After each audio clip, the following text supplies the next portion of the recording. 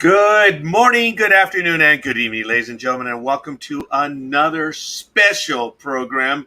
Hell, I don't even know what it is. I'm going to defer to the man of the hour who's right over there. What are we doing tonight, DA? Driving each other crazy, mostly.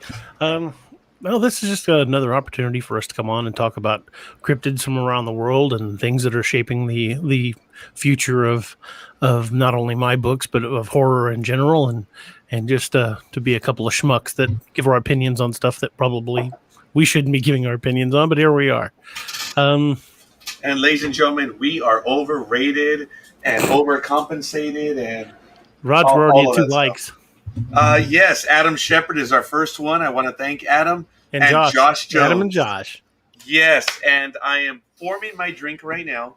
For those of you out, we have our third like already, and that is All Tower Media. Ladies and gentlemen, we're off to we're going and blowing, ladies and gentlemen, as my baseball coach would say many, many years ago. But there it is. Josh Jones says, "What's up?" Ladies and gentlemen, first of all, the DA and I have a rough idea of what we're going to be talking about because there's a lot on the agenda for us. We have some guests that are coming up. Actually, all of our guests are big name guests, but we want to let you know that you are our guests as well. You are part of the family. You want to join us? Just got to let us know. And even though we might make a face like, no, just kidding. Just kidding. We're putting it out there. We are not kidding. This program is you, it is us, and it's those things that are out there. And Josh, I saw the images that DA sent me. Folks, this video, the Nightmare Hunter video, is becoming much bigger than I even thought. You guys heard me for the longest time. There's nothing there. Well, apparently there is.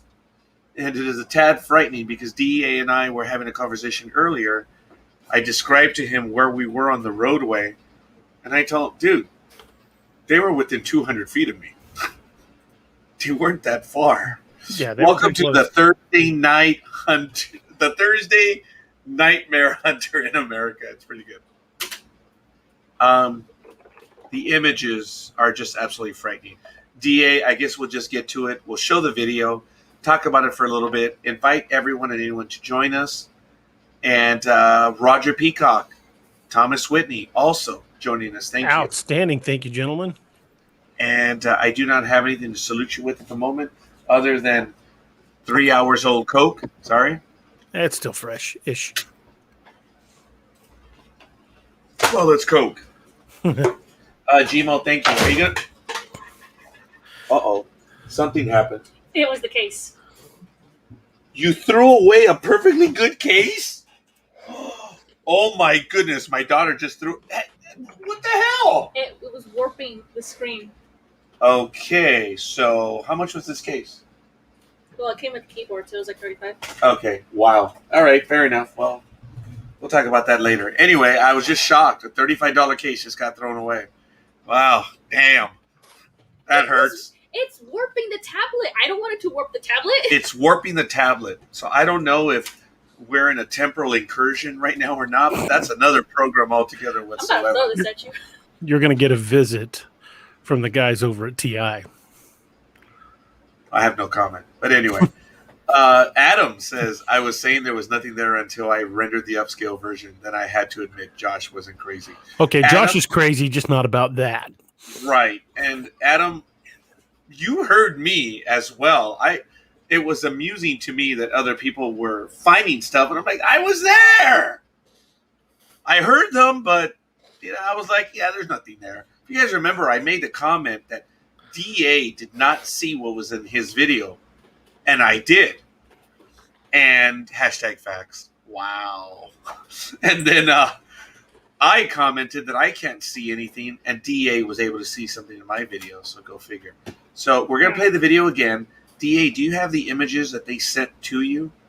Yes, they're actually in our images. Oh, wow. I've already loaded them. Awesome. Sorry, I'm doing 2 things at once. I've got those loaded, and I'm also booking a guest for Tuesday night as we speak. What a shock. Well, all right. I'm not sure. I believe the video is here. We're going to play it, folks. You're going to hear it. So we ask you to bear with us for just a moment. I love the hashtag facts. We're going to put it on. We're going to show you the video. And the work that Josh and Adam have done is, for lack of a better word, frightening. So we'll play the video now.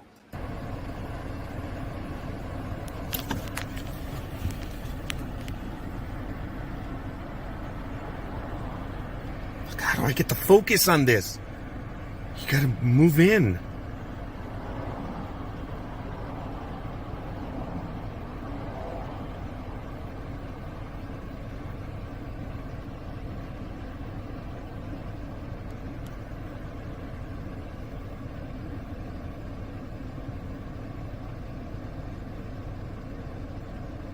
I can't believe I heard it all the way in the car. Dude, I'm somewhere between 7,000 and 6,000. It's not that high. Come on, just move again. Move again. I know you're there.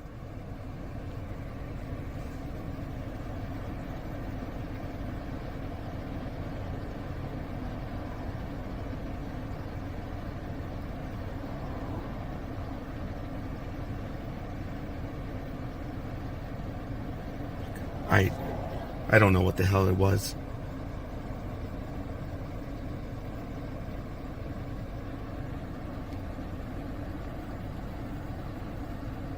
No, you're there. I'll be damned if I'm going over there.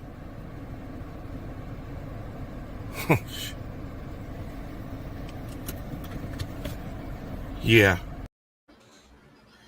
That moment where I even chuckled to myself, I'll be damned if I'm going over there. That's me working it through and basically calling myself stupid because I debated going across. First, I'm going to run across a 2-lane road where you can tell people are driving rather quickly. They're driving anywhere between 35 and 50 miles an hour. And, yeah. And it's a cold day. And Roger doesn't run that. Well, yeah, he still runs fast. But yeah, I had a distinct feeling, even though I didn't really enunciate it. I didn't want to go over there. I didn't. I guess in the back of my mind, I don't know if the hair was standing in the back of my neck because it sure as hell wasn't standing on the top of my head. Yeah, mine either. Yeah, I have a few thorns right there, but that's neither here nor there. I did get the distinct feeling that I did not want to go over there. I'm not going to tell you that I felt something was there, but what you hear me say at the very end is kind of my thought process of, yeah, I'm not that stupid. As a matter of fact, for all I know, I was wearing a red shirt right there. But DA, I believe you've already gone over some of these images. Please help us out on them. Okay. This is the first one that they sent. Yeah, we were looking at some of the things, and some of the areas where I saw movement. The images just didn't bear it out. It was probably leaf movement in a couple of the spots. Like what we're looking at right in the center, I don't think that one really bore out. We'll go a little closer. Actually, though, that's a different image entirely. But right there in the center where that dark spot is toward the bottom, I thought I saw movement there, and I think it was probably just leaves moving in the wind. However, when they started looking in, we found this image, which looked like something lurking. Well, it actually looks like a gorilla, but also my family. It also turned out to be mostly just shadows and leaves. You can see kind of a better view of it there. However, while they were finding those and cleaning them up and cleaning them out, they started looking for other artifacts, and they thought they found something else. And where we saw movement behind it, farther back in the bushes, is where they found this. And you'll see the outline of it a little bit better when they accentuate it. But you can clearly see it once you're aware of it, you see it. And at one point during the video that they slowed down, we can't do it because I don't have the equipment they have. But they said that at one point they slowed it down to single frames, and there were approximately 60 frames, which runs about 2 seconds, where the figure turns its head to the right and then turns back forward. And that's when Adam became a believer. The whole time Adam was like, yeah, I don't know, it's probably just leaf glitter and stuff like that. And I was willing to admit that it was, because, I would rather know. If I'm going to put a picture up here, I want to know there's something in it. And if we saw something we thought was something and it turns out to be a bear or a leaf or a tree or something like that, I would rather discredit it ourselves.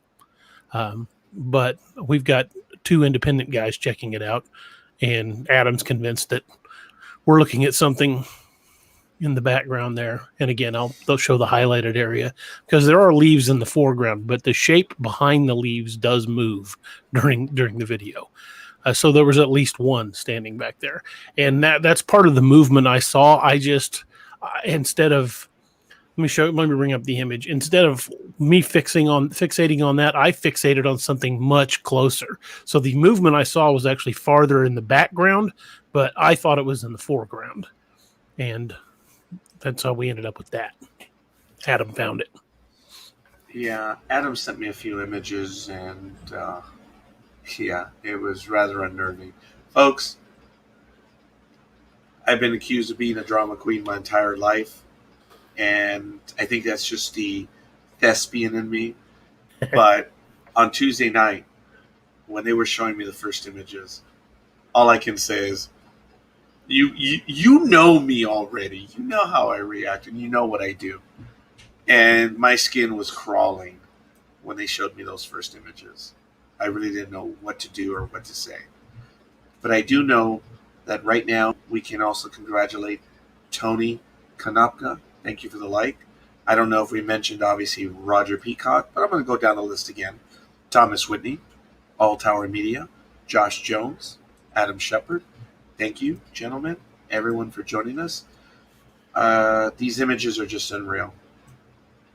If you guys remember, every time we talk about my video, I was kind of laughing in the background because it's like, remember why I stopped there? I'm driving down the 2-lane road and I heard it, and that was the unnerving thing because I obviously heard it through my vent. And if you listen carefully in the video, that's the sound of the air. You can hear the air because where I'm in the driver's seat and I'm pivoted to the left 90 degrees. So my phone is against the window and the vent is right there bouncing off the window towards the phone. That's that staticky background noise, that white noise, if you will. So my vent was open to the outside, so I was able to hear it.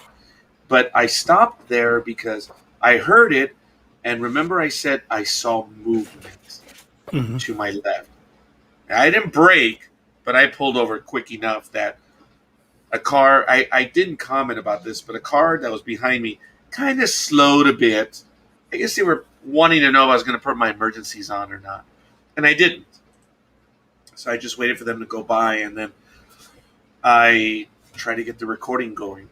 So that's just absolutely crazy. Absolutely. Yeah, you did the absolute right thing by not going over there.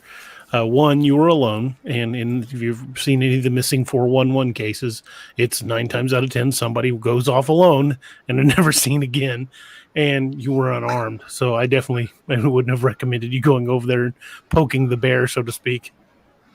Well, Josh, it was a combination of several things. I wasn't feeling well, so I went to work. I'm a team player, and I did leave a tad early. So as soon as I got to work, I went out and took care of some business. But when I was talking to DA earlier today, and when we were talking, I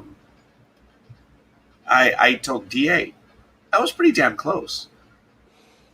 Yours was closer, but I was within 200 feet, easy, because as I mentioned, it's a 2-lane road, and while we do this, I doubt I'm going to find the exact spot. And Josh, LOL, missing 411 Big Bear.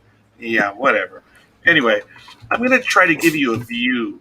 I'm going to find a spot of roughly where it happened, and we're going to go to Google Maps, and you can see where it was, and Yeah, it was crazy. And it is up there. It really is. Um, yeah. I'm going to see if I can get a view. Absolutely, definitely. If you can pull that up, that would be awesome. Oh, wow. I recognize the road. I actually know I'm within a mile or two from there. This is Nice. crazy. And Gmo doesn't see this, but you recognize that road, Highway 38, leaving Big Bear. Oh, my goodness. Okay, all right. Well, you know what? Actually, yeah, it's going to take me a little while to get there. But look, I'm going to switch over to the view. Give you a quick idea. What are we talking about? We're talking about a video that I recorded on November 15th on the way home from Big Bear. And I'm beginning to recognize where I'm at. And let me do the view right here. This is on Highway 38. I think you guys can see this. Let me remove the picture right there. But right here, the ground is a little high. But when I see that mountain range to the back, I was much closer to that mountain range. So I know I'm close. I'm within 3 or 4 miles.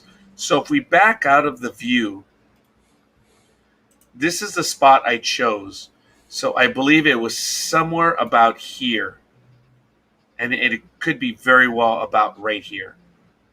Okay. And can you switch that to the yeah, there we go. I was wanting to oh get my a look goodness, at the terrain. folks, look.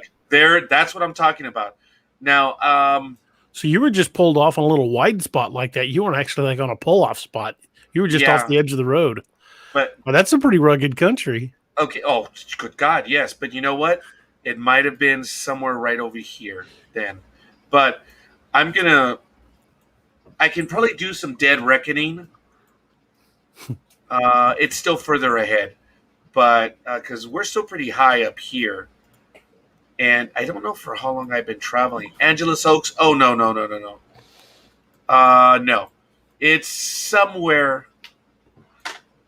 It's somewhere here. Where it happened. How long is that stretch of road? That distance you're saying is that about what, a couple miles, 10 From miles? here to about here is about 30 to 40 miles. Okay.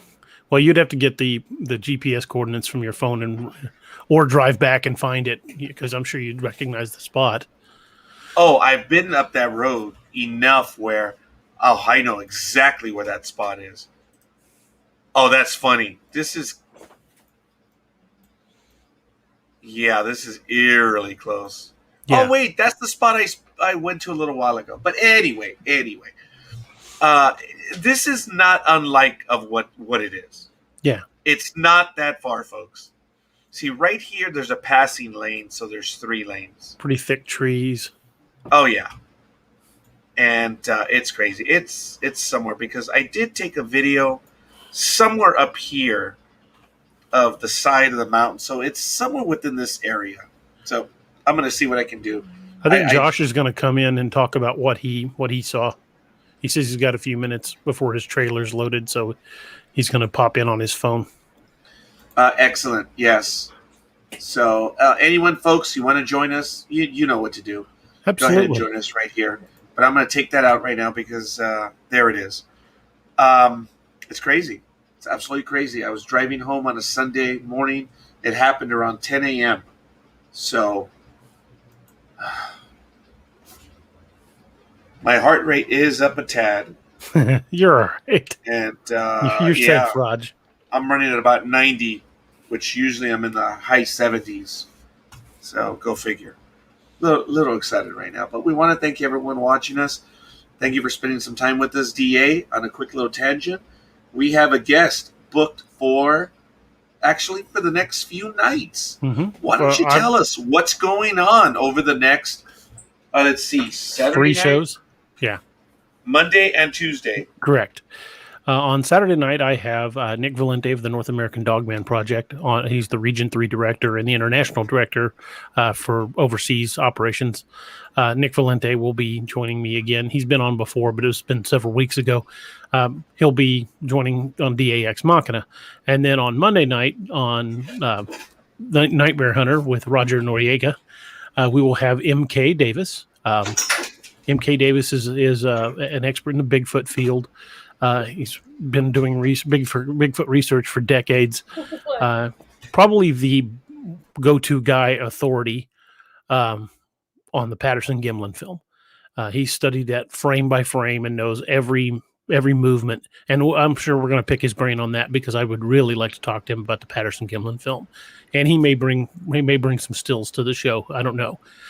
And then on Tuesday night, we have author, what was her name? Sarah Gilbert. She's had Roberts. a lot of it says Roberts on her profile. I guess that was her maiden name. She's an author of she writes primarily cookbooks from what her website says. But she's had a lot of paranormal experiences through the course of her life, and she's going to come on and talk about them. And I'm going to pick her brain about her books. And when I post the links for that show, I'll have all the links to her Facebook and her cooking, her personal website, and for her cookbook. So show her a little love and go pick up a cookbook. She's got one called Thanks a Brunch, another one called Mexican Americana Cantina, and then another one called Asian Fusion. Hell, I might have to pick all of those up. That sounds good. Yeah, folks, I'm sorry. You saw there was a little bit of drama a few moments ago. Gmo got the screen protector. She's a little unhappy with that, and she threw it. That was that loud bang that you heard. And, of course, I whipped around, and, oh, wow. I hit the bottles. Oh, you hit the bottles. Wow. I was trying to throw it in the trash. It hit the bottles. This is Sarah's website. Awesome. And Let's cook. That's sarahgilbertauthor.com. She'll be joining us on Tuesday, Nightmare Hunter on Tuesday. Gmo, are you able to choose the? Are you able to off a video that I recorded? Can you find the GPS coordinates on them? Unless you turned it on. Oh, unless I turned it on. Mm-hmm. I'm not that smart. Well, no, I meant like if your GPS was on and if you allowed it, then it would tell you where it is. Okay, I'm going back to the images, the videos, stuff like that. Jeez. The answer is no, by the way. Your GPS was not on. How do you know? Because it didn't say on the description. There should still be. I took a forensic class when I was still in law enforcement before I got hurt, and there is a way to go into the root file on and look, and it should tell you exactly where where the image was taken and everything. If you give me a copy of the original, I can probably pull all that information for you. Yeah, I think it's going to be available. Okay, here we go. I'm going over to details right now. It just says it was at 9:58 here. You did not turn on your GPS. Josh says his trailer was done earlier than he thought. He's not going to be able to join us. Oh, so he's loaded up in his drive. Yeah, he's loaded up and getting ready to drive. So he's listening. He just couldn't join us. He didn't have as long of a delay as he thought he was going to. Yeah, I mean, if you guys check out that video, it's obvious that, I'm pretty close. Yeah. Yeah. Oh, they tried pulling the metadata. Yeah. Yeah. Look, I'll find it again. I don't want to exactly follow the Google thing all the way through, but I know where it is approximately. So I know I left my buddy's house sometime. Oh, look, there's Gmo right there. Hey, it was after 9:30.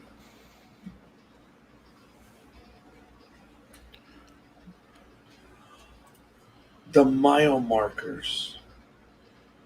I wonder if I caught... Actually, you know what? I can narrow it down a little bit. On the preceding video, which is... Oh, check this out. There's a call box. The first video was recorded at... I don't know what time. But it's on here. But there's a call box. And if I can do dead reckoning. I can get pretty close. Because the call box in the other video, they're spaced out a certain distance. I should be able to get this.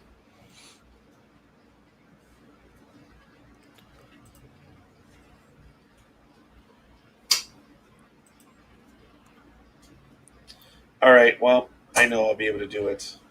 Some of you out there listening may find it difficult to post questions. If you're listening through a Facebook group or a private profile, I think it's on Roger's personal page. You need to go to streamyard.com/Facebook. Oh, And am I getting a lot of comments on my page? No, I'm just getting. I got a message over there saying that can't post comments to some destinations. So if you want to see all the comments and interact, you'll have to log in at streamyard.com/Facebook, and then we'll be able to see all your comments, and you'll be able to see all of ours. As a matter of fact, DA programmed the episode. Thank you very much.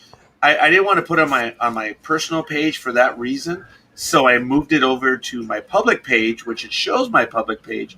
I thought I removed my personal one, but apparently not.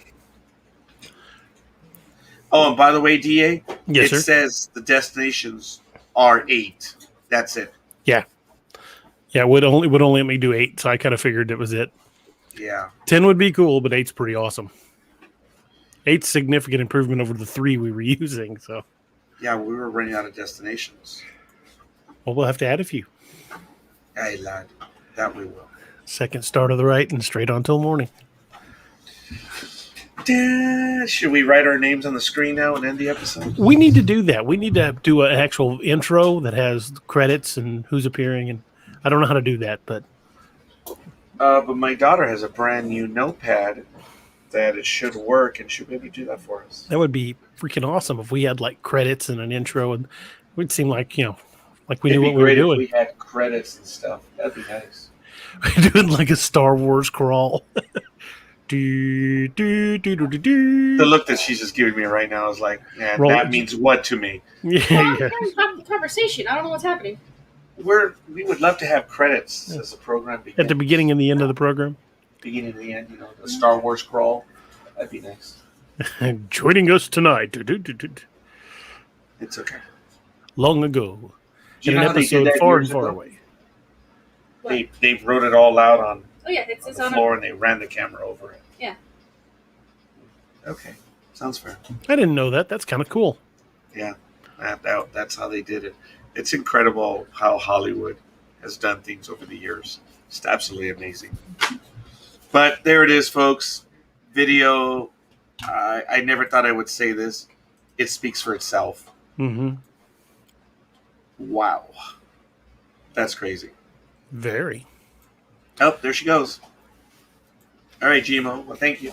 Are you going to stay here or are you going to go outside? I think I should leave before I have another temper tantrum. I like her hoodie. They like your hoodie. Yeah, the Spider-Man hoodie. Yeah. Yeah, look, there she goes. She there it is. See it? The Canon EOS Rebel T7. Nice. We're going to be using that one Heck yeah. For a lot of things. for a lot of things, yes. So that's cool. Really happy that she got that one. That's only like 2 or 3 hours old. So we'll see. But anyone, ladies and gentlemen, thank you, DA, for mentioning that. Some of the pages are private, and it's due to security issues. So you can always join us on the primary pages. But thank you for joining us. We are sorry that we are not seeing your comments. And it's kind of strange because I thought I removed it from my page. And I guess it's still there, which is a little strange to me. But we'll see. So, interesting bit of trivia. Well, not necessarily trivia, but It's information on the Nightmare Hunter book. Adam is going to tackle the cover. And what we're going to do is much like this image that I did for a promo of my own. This is just something I put together. Adam is going to build from this, only it's going to have like an old-fashioned either typewriter or keyboard. And you know how like all the old cop shows, they had what they called the murder board in the background with pictures and stuff. Yeah. He's going to put a murder board in the background, and every time it's going to have like an X over whatever cryptid, and then the next one for the next book is going to be on the murder board. It's going to constantly change with each book. That's impressive. So it's going to look like systematically he's hunting down these cryptids. There's an X on that, X on the last one, and the new one's up there. Well, DA, what do I have to do to begin doing the voiceover work? For the book, well, I've got to get it written first. Oh, I'm sorry. I thought I was going to do for others as well. But Oh, you want to do some of the other books? you know what? If you need them done, I can I've got- volunteer, and if you like it, you take it. If you don't, I move on. So, Well, you'd have to set up an ACX account. huh? ACX. Just kidding. Yes. You'd have to set up an ACX account and set it up as a narrator, and then I would be able to have you upload them and record them. You would need you've got a good quality mic and headset, Finally. but you'd need something that would you have to be able to eliminate a lot of background noise, or Amazon will reject it, and they are very, very tight on their tolerances. Oh, of course. I mean, right now, of course, you hear the AC unit on in the background just because I have it on, because it's still a tad warm. Oh, it's only 61 degrees and I have the AC unit on? That's embarrassing. It's that warm-blooded Latin blood of yours. Sure. You know, I had that in me. Well, folks, sorry, DA. I know you were going to say something right there, but folks, I got rid of it, the entire beard, and what little hair there was on around me. I didn't go completely bald. There is life behind me, but I need your opinions. I think it looks good. Thank you, DA. Is it good? Should I actually color that in, or do I leave it? Folks, as I understand, this is the Van Dyke. The goatee, as many people will call this, it's not a goatee. A goatee is just this on the chin. That's what a goatee is. This is the Van Dyke. And in the Latin world, this is referred to as the candado, or the lock. If you think about it, candado, which is literally lock. So if you think about it, it's a lock. And candado, I like that. Yeah, candado. It's lock. That's what it's called in Spanish. Because you wouldn't say El Van Dyke. Yeah, that makes sense. It just doesn't translate very well.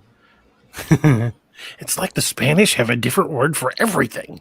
¿Me hace favor? ¿Me puede acordar en el estilo de Van Dyke? Yeah, it just doesn't it doesn't sound as good. I can imagine just telling the lady, no. I don't want the crew cut. I don't want the crew top, the crew cut top. The guy, Van Dyke. El muchacho. A spade beard. A spade beard, yeah. I told her that I wanted everything gone. And the young lady suggested, well, you want to keep something like, hey, you know what? I'll stick with the Van Dyke. And she said, candado? I'm like, yeah, that one. My new barber's pushing me around. I just noticed it does look odd because I do have some color here. And then it's kind of like... I think it looks distinguished. Yes. Well, next time I have to board a submarine, I should be ready to go. Do your Sean Connery. Well, I don't have a Sean Connery like yours. Mine is very... Hey, Ryan, remember, be careful what you shoot at in here. Some things just don't react too well to bullets. Yeah, like me. That's a great line, man. It is so funny. I don't know if any of you saw. You see now, the tangents have begun. It started with the Van Dyke. So I'd love to hear your comments, whether I should go back to the full beard, get rid of the beard, get rid of this Van Dyke. I would like to know. So I'd like to hear it. But in The Hunt for Red October, you have not lived till you see that scene following that, where he says, be careful what you shoot at. And then Ryan's like, okay. And then he kind of like edges out, and the camera pulls back, and you see the missile bay of the 26 row upon missiles. row of missiles. And I remember the first time I saw it, you could hear the entire audience say, ah, sheesh. It was a great view. I was in the theater when I saw it, and I remember just like, ah. I was caught up in that moment. It was really a well-done scene. The pullback of the missile bay. It doesn't do it justice on a regular television set, but if you have a 50, 60, 70 inch, I imagine you get some of it there. I saw it in the theater, and I was like, whoo. Yeah, me too. Yes. Today we sail into history. Yes, I want to thank Brian Judd, who's watching us on Twitch. Thank you. He's now following us. And I got to go back to the notice because I want to get it right. I didn't get the full name, so forgive me on this one. I'm going to try to get back to it right now. Oh, where is it? I just had a notice that came over. So forgive me, folks. I just wanted to give him proper credit because he's now following us. But as usual, we're slow on everything. What a shock! Oh, is it right here on? No, it's not Roger Jedi. Oh, it must be Roger at NDB Media. There you go. Yeah, there it is. Brian Judd, 1970. Thank you, Brian. 1970. Well, if it's anything like mine, he's my age then. Because I always put D. Roberts 1970. That was my primary email for years. Oh, really? Yeah. I never used my date of birth, 1969. I never used it. But great year, 1969. Actually, I was born a few months before the moon landing, and I was born a few months before Star Trek went off air, the original series. Tiny bit of trivia. My oldest daughter was born a few months before the Next Generation went off air. Kind of cool. Kind of neat little connection there. Kind of neat. Didn't know. Just happened. I guess there were good things going on in the Noriega family when Star Trek's on air. Sorry, being foolish. Dee and I were talking about that we're going to go over the video again one more time because of all the images. And then we were going to get back into some of the cryptids. But DA mentioned a special cryptid. Which, forgive me, they all are special. And I'm not being sarcastic. You know what I mean. But you mentioned it because I was telling, well, we kind of did a little bit of Central Asian cryptids. Mm-hmm. And then I said, well, let's go to the subcontinent. And there really isn't that much to find in the subcontinent. And DA said, au contraire, mon capitaine, we have the caterpillar drive. And you had a specific cryptid, did you not? Yes. And I'm not 100% sure if it's not more folklore than cryptid, but there are still people that claim to have spotted them in the jungles of India, and it's called a Rakshasa. Let me go to the description. The Rakshasa is a supernatural being in Hinduism, Buddhism, and Jainism. Rakshasas are also called man-eaters, Nri-chakshas, Kravyads. A female Rakshasa is known as a Rakshasi. A female Rakshasi in human form is a Rakshasa. But they from the images and things I've read, they tend to appear as like a humanoid tiger. And but they're shapeshifters. And they would lure people away and eat them. They preyed on humans and unwary travelers. But the legend is really neat. In fact, the first time I ever heard of them, the Rakshasa, was when I was still very young, because they were featured in an episode of my favorite, and thus the hat, Kolchak the Night Stalker. Oh, by the way, just very quickly, Jainism is an Indian religion. Okay. I didn't know what it was. I was unfamiliar with it. Yeah, followers of Jainism are called Jains, and is derived from the Sanskrit word Jina, referring to an old man or old saint. It's a trans-theistic religion. So there's a lot more to it, but you can look it up. I'm not going to get into it anymore. Yeah, we don't really cover the religions. We just do the creatures. Oh, we cover the religions when we see the image and we say, Holy Mary, Mother of... Just kidding. Yeah, there's that. Yeah, so that's it right there. That's a Rakshasa. Wow. Tend to look like humanoid tigers. Well, the tiger is a big deal. Yeah, it's very subcontinent, and it was highly revered in the religions there as well. And this is all the way, I would believe, even from the far corners of the Middle East, going over all the way into Siam, Cambodia, Vietnam, and all that. Elephants and tigers are significant images there. Yeah. You see a lot of them in their religious iconography. Yeah, Rakshasas are in D&D too. Yeah, actually, that photo on the left there is from one of the D&D monster manuals. I recognize the image. Wow, that's funny. That's crazy.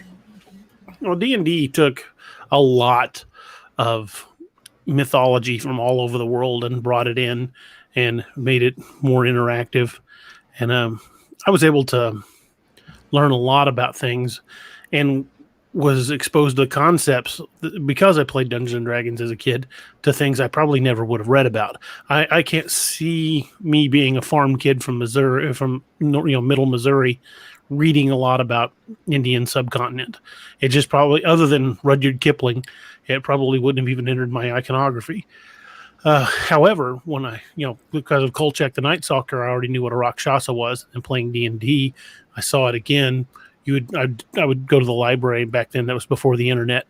I would go to the library and read the encyclopedias, and I would read books on subjects. So I read a wide variety of things I probably never would have read had I not played Dungeons and Dragons and had a really crazily inquisitive mind. Yeah, when I was in high school, there was a elite clique. They didn't really let me play D&D with them, those stuck-up rat bastards. You could have played with us. You'd have been right in the middle, man.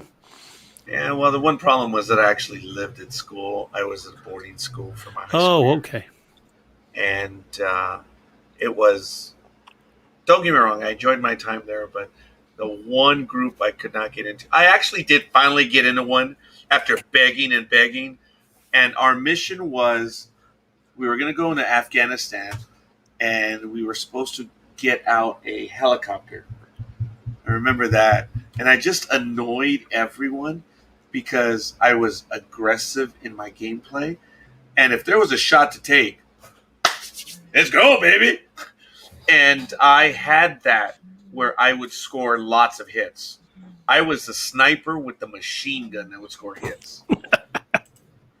It was funny because it's like on every shot I would take, I would score a great deal. But when it came to defensive prowess, I don't think I was that good for some reason when it came to the rolling of the die. But offensively, oh yeah.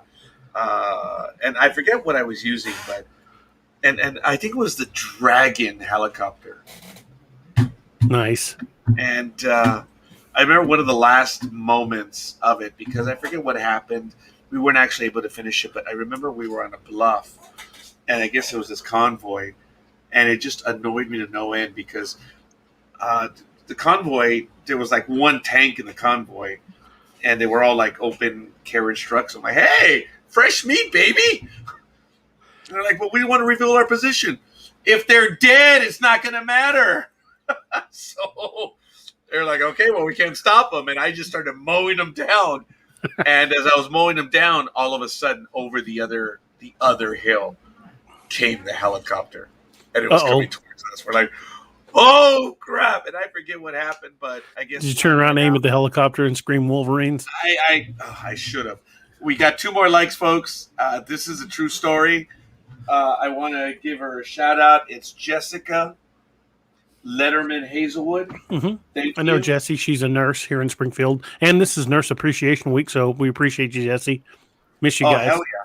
And then, of course, we have the man, the myth, the one who is Robert Miller.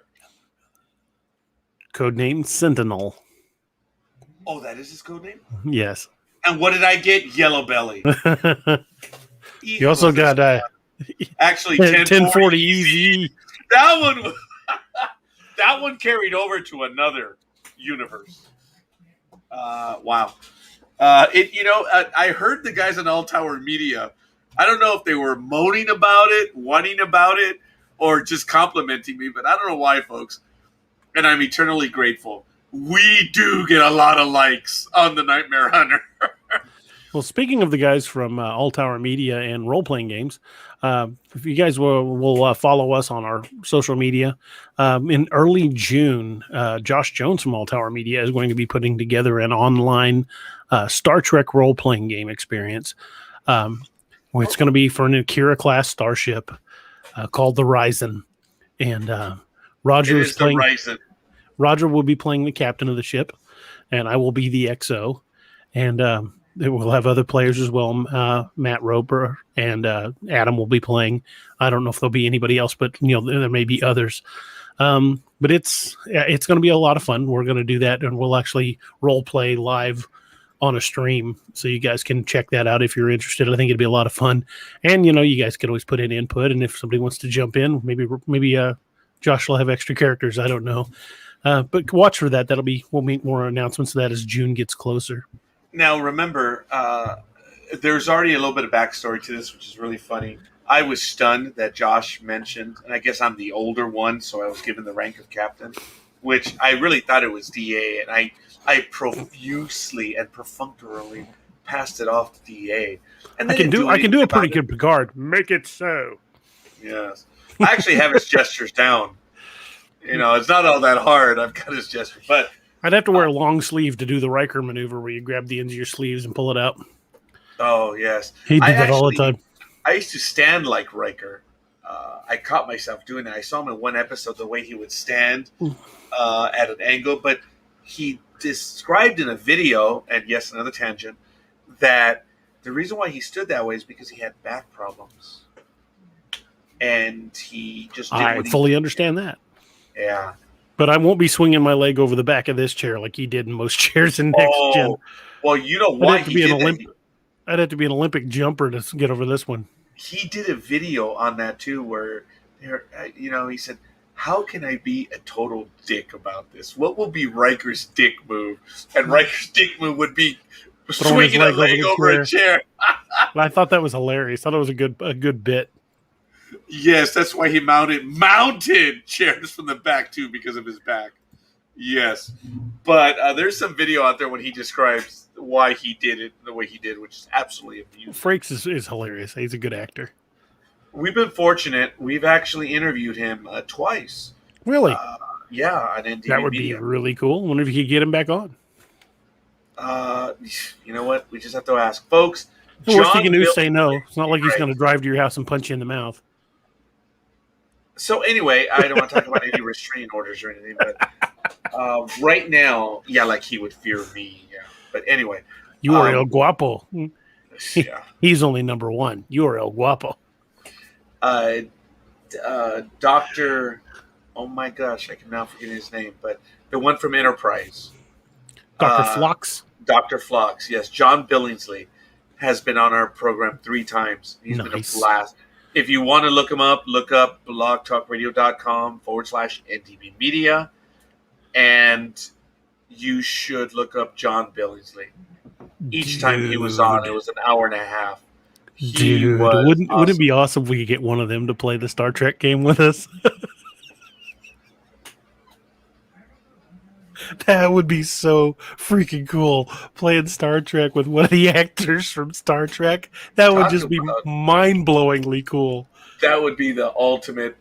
I would step down from XO to let Jonathan Frakes have the XO position. Shit, I would step down from everything. Oh, but going along those stories, folks, when I made captain because of Josh, thank you, and only because of Josh, I was like, wow, but I deferred to DA, being that he's the big guy on campus. And they didn't do anything about it for a few minutes. And then later on, they were like, well, DA could be captain. And I had pushed it a little bit by saying, I would gladly defer to DA. And then when DA himself said, oh, no, I would be better as a number 1, but I could do captain. And I think I said something to the effect of, no, we're okay. We can stay where we are. Josh, if he gets Frakes, I'll GM.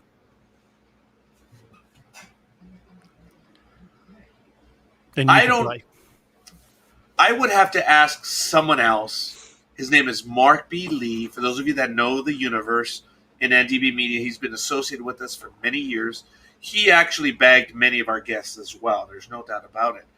Richard Ratty, he went by the name of Shadow. He booked many of our guests. And those are some freaking cool guests, I can tell you, Bubba. The ones that he booked, it was just unreal. And when Richard developed cancer, he died rather quickly. in an homage or respect to Richard to show everyone how many guests NDB Media went silent for 1 year. I'm not talking about not doing any programs. We did not have any guests on for 1 year because it was him that did it. Yeah. Sorry, I didn't mean to laugh. Well, not During at your all. somber moment, Josh Oh, no, did no, that. it's And okay. No, I would totally GM for Will Wheaton. aren't they playing a DMD game near the very end of the Big Bang Theory? Yeah, and actually, Will Wheaton's got his own podcast where they play games on it all the time. Yes. Yes. I've caught a few episodes. It's pretty interesting. He's a funny guy. I mean, Genuinely. yeah, he just doesn't take himself seriously, and that pisses a lot of people off. I don't take myself seriously, but I have a fragile ego that I can have issues from time to time. But I don't think I come across as too prickly. Though I did have one of my tax managers out of state. I guess I was in a mood. I don't know what was going on. I'm not going to say that he had many years of experience, but he asked me a question, and I'm like, I can't believe you're asking me this question.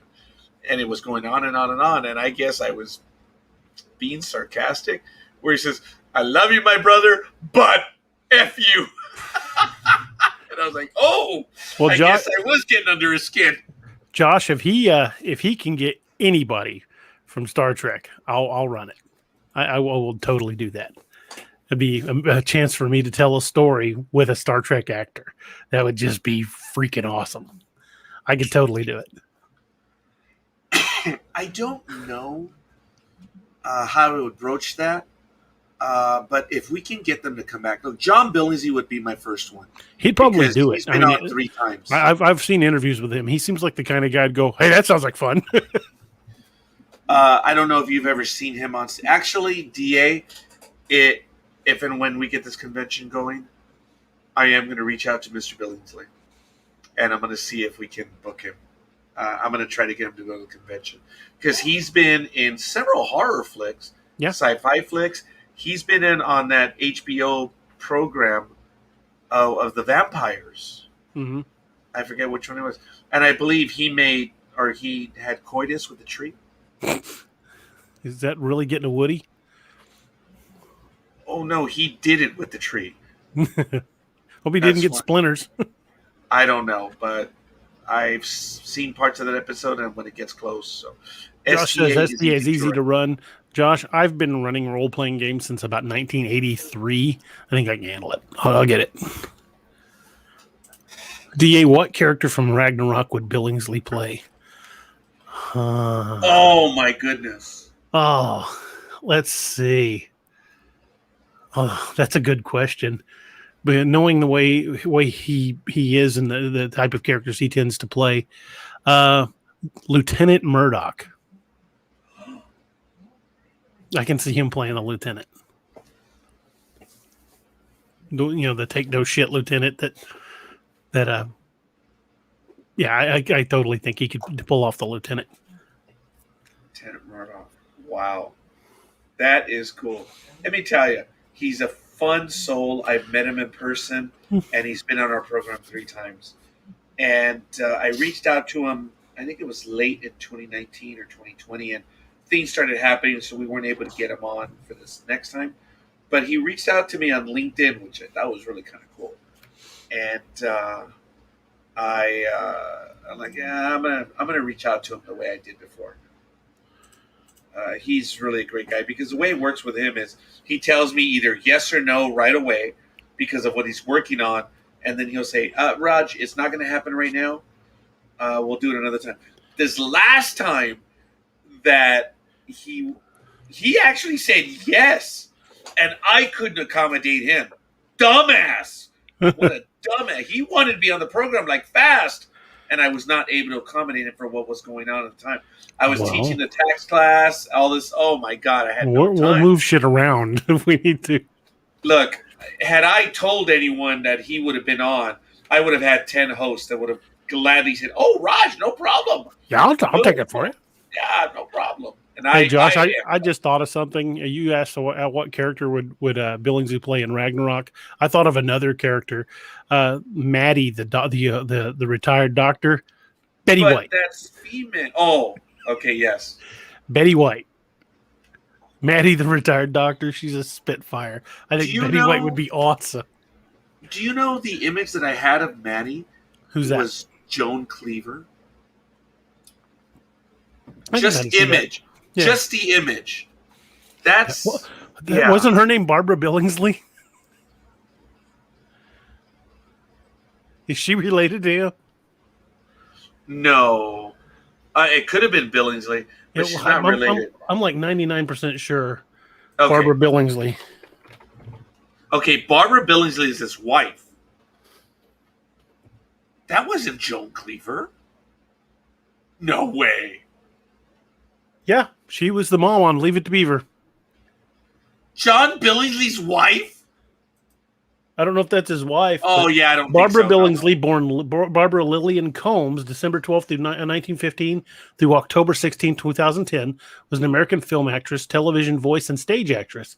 She began her career with uncredited roles in Three Guys Named Mike, The Bad and the Beautiful, and Invaders from Mars in 2010, and was featured in the 1957 movie The Careless Years opposite Natalie Trundy. Might be his mother. Billingsley gained prominence in her best-known role as June Cleaver, the mother from the television series Leave It to Beaver, 1957 to 1963, and its sequel, The New Leave It to Beaver, 1983 through 1989. She appeared as the Jive Lady in Airplane. Oh, before her final role as Aunt Martha in the 1997 film version of Leave It to Beaver. Her jive scene. Oh, yeah. My goodness. I speak a little jive. You know... That's a funny movie. It probably wouldn't fare well today. But well, as a matter of fact, I played that yesterday for some clients that were over on that scene. And the only thing that they could say was they did not know who it was. And I had forgotten that was Joan Cleaver. I'm like, you guys have to understand, in 1979, this is Joan Cleaver, man. And she's doing a jive scene. And she is so funny in that. Oh, my goodness. Unfortunately, you probably can't do that today. No. That scene could probably not be done today. Well, I don't know. Oh, she apparently did have 2 sons, but it doesn't say who they are. That's interesting. It's terribly interesting.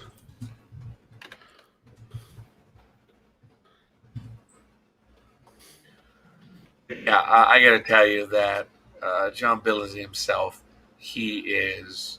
Oh, his wife's name is Bonita. I forgot about that. Yeah. So, he is an incredible amount of fun. If you guys want to just get a kick out of his interviews, even John mentioned it the second time around, and when he met me, that the first interview, it is painful for the He's only 10 years older than me. Yeah. He's still a young man. Yeah, he's only 60. Yeah. He's a Gemini too. He's born May 20th. I was born June 1st. So yeah, he's close. He's great, folks. I can't find anything that says he's related to Barbara Billingsley, but it was kind of a neat coincidence. Yeah, no kidding. Sorry, set me off on a tangent. No. Yeah, that's what we do here. It's all right. So anyway, he's fun. He's cool. He really is. And what's crazy is that. Well, okay, no, forget. I'm not going to mention that. I'm going to say he's a great soul, and I would love for him to be on. Todd Hunter, thank you for the likes. Thank you, Todd. So we're up to 9. DA, I'm hurting for a hit right now. I'm going to get some coffee. It's right behind me. It's going to take about a minute and a half. Forgive me, folks. The mic will probably be on, so you might hear a sound of dispensing water. That's the Keurig. Or of Roger cursing in Spanish. That might happen as well. Fair enough. Well, I might take the air off now. Oh, look! My zombie weapon! It's probably not sharp. It's a prop. Big Dream shows up. Oh, awesome. It would be cool to have that unboxed. Glamdring. Glamdring the faux hammer. This is a cryptid image I found. That's from the North American Dogman Project website. But I think it's kind of neat. It's got a Bigfoot, a Mongolian death worm, Okay, which one should I use? uh, Don't touch me. Mothman, Chupacabra, and a Dogman. Kind of a neat image. No. I think Roger's deciding what he's going to do. There he is. Grissom, it's Subspace Coded Channel 98.8. Starfleet Command, this is USS Gleason on Subspace Coded Channel 98.8. Now he's quoting movie lines. I think that's Star Trek 3? Yeah, 3. That's 3. No, Grissom was destroyed in Star Trek 2. Come to Papa. Come on, baby. No, I think it was right. Star Trek 3. Yeah, now that I think about it. Because I think the Grissom was a science vessel assigned to study the new formation of the Genesis planet. And that's the ship that Klingon ship Krug destroyed. The Klingon ship that Kirk would later steal to go back in time for Star Trek 4. Oh. I don't know what he's doing, folks.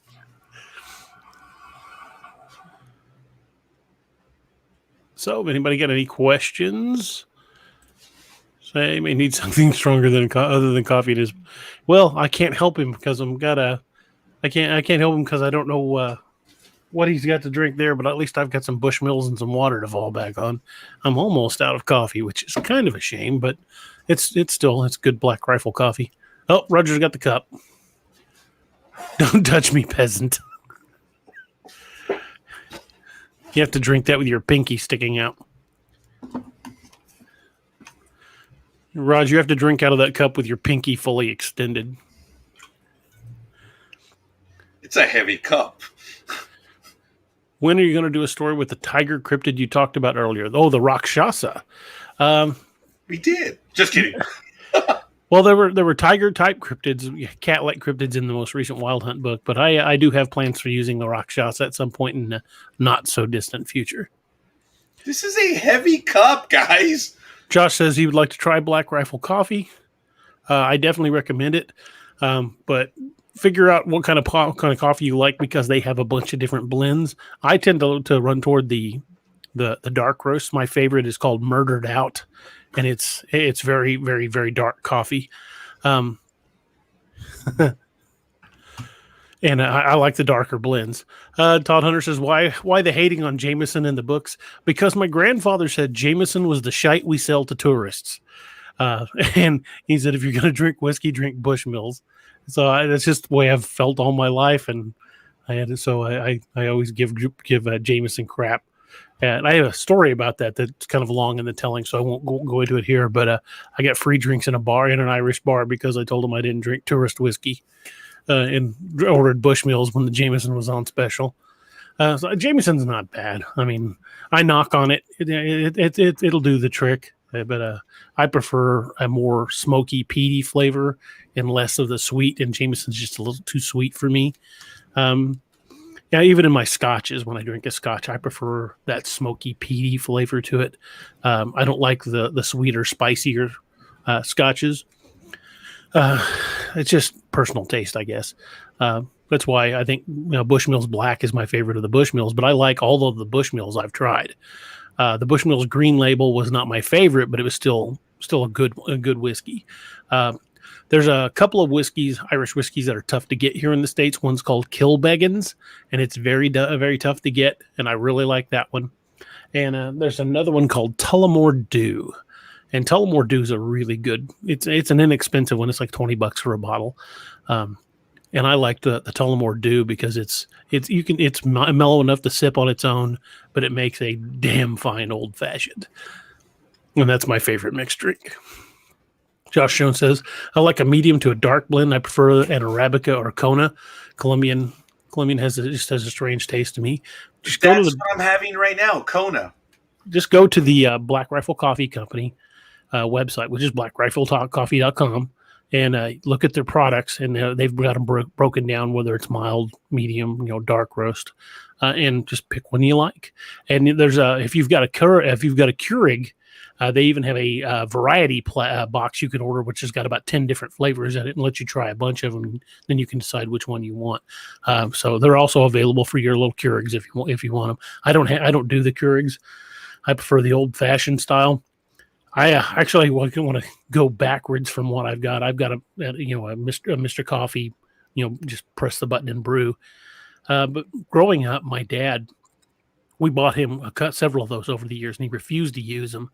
He used an old-fashioned percolator. And looking back at it, my dad has always made better coffee than me. And I think it's because of those old percolator coffees.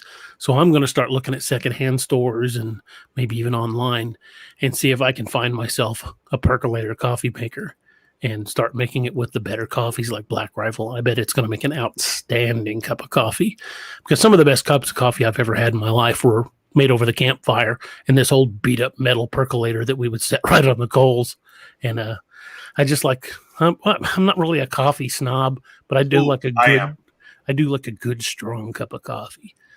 I am a coffee snob. As a matter of fact, the official coffee of Sports Talk with the Guys, of all places, is Javalia coffee. Javalia. Yeah, Javalia. It's all the rage at the yacht club. Well, as a matter of fact, I don't know if you guys can see it right there to my left.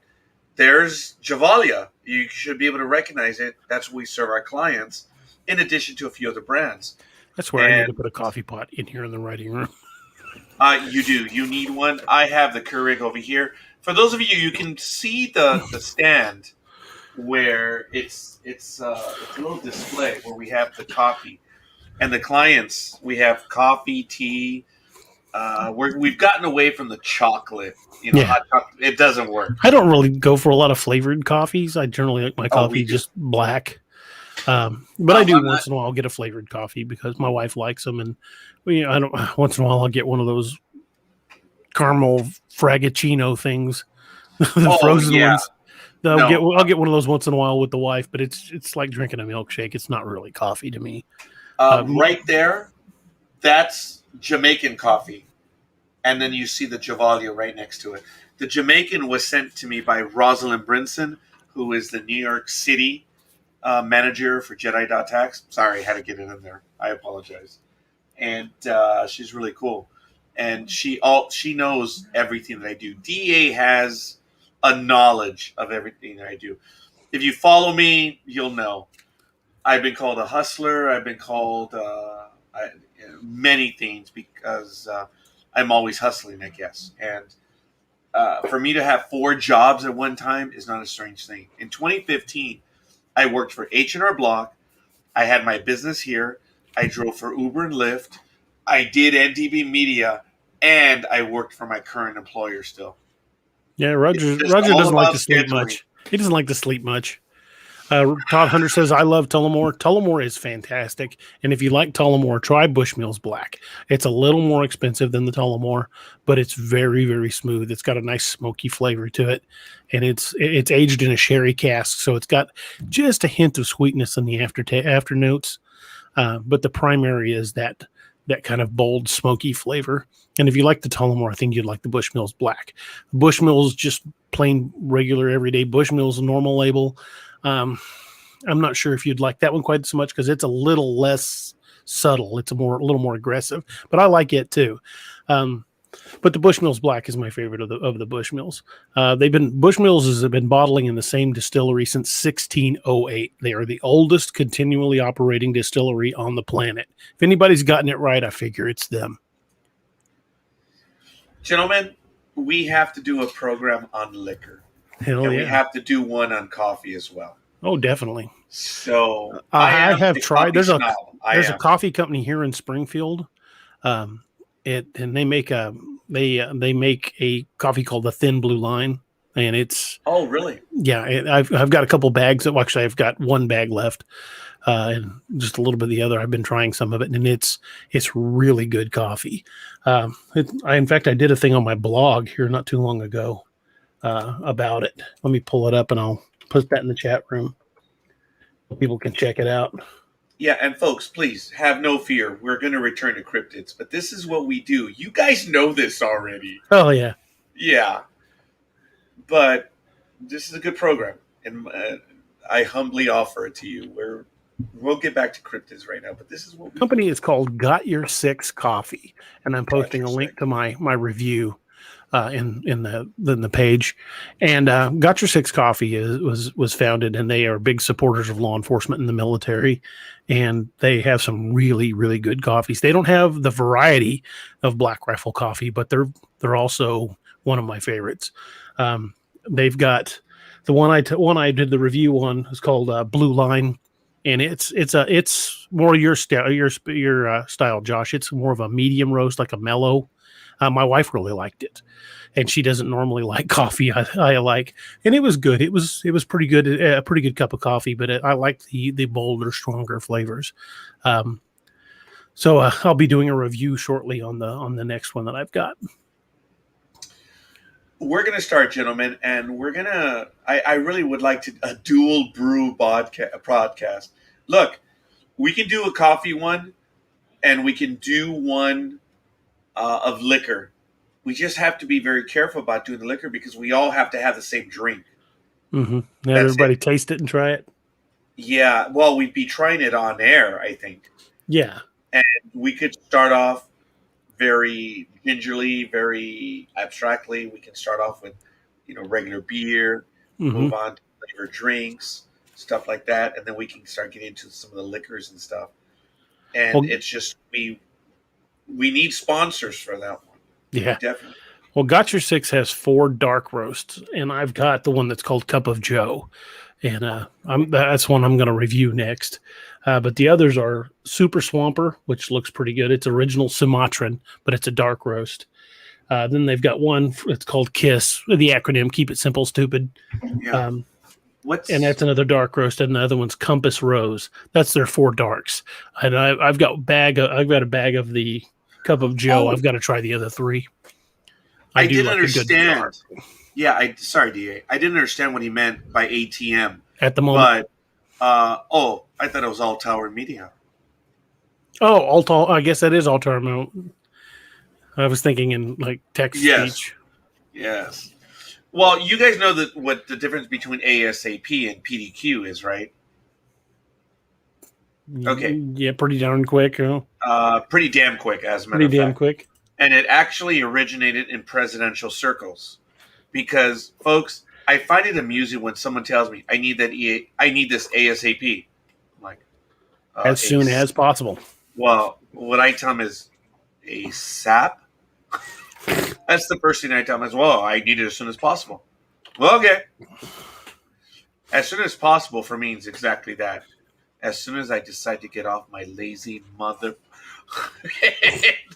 Seriously, as soon as possible means as soon as possible. Yes. We actually adopted the phrase too. If you say as soon as possible, it means exactly what it is. And we did get another like. We're going to get to it right now. But we did adopt PDQ. And I was genuinely surprised that management was actually in on it. But we would even use on our radios, not cop radios, but we use the Seaworth network, which was akin to a radio network because our units would work out in the field. And when we used PDQ, it was understood as not ASAP, but pretty damn quick. And it originated with presidential stuff when, well, how soon do you need this? The president needs it pretty damn quick. And actually, most people understand pretty damn quick. It's like there's no, what pretty damn quick means. Yeah, get it done. Yeah, it's like the president needs it pretty damn quick. There's no need to translate it, and it's stuck in some places. And Gridiron Girl Sonia Robles has given us a like. Thank you, young lady. Thank you, ma'am. Yes, she's out here on the West Coast. And I think we were co-workers at one time, Sonia Robles and I, and she used that one on me once. I need that one PDQ. Once she learned what it was, she wasn't exactly in a position of authority, but let's just say the positions that we had, mine acquiesced to hers. So that's it. Did she tell me what to do? Every day of the week. But she was much smarter at it. See, if I would have been in the position, I would have said, you do this, I want this and that. No, she was pretty good about it. but her position was higher than mine. It wasn't a supervisorial position, but she was responsible for payroll for over 500 employees. Nice. And she would contact me to get a hold of the timekeepers that were ignoring her. How dare those bastards? But she contacted me because of my response. And my whole thing was, hey, guys, the payroll clerks assure that we get paid.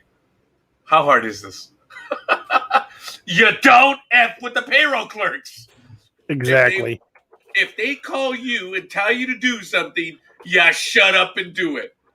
Because they know what they're doing. They don't always have time to explain. You just shut up and do it. And that was it.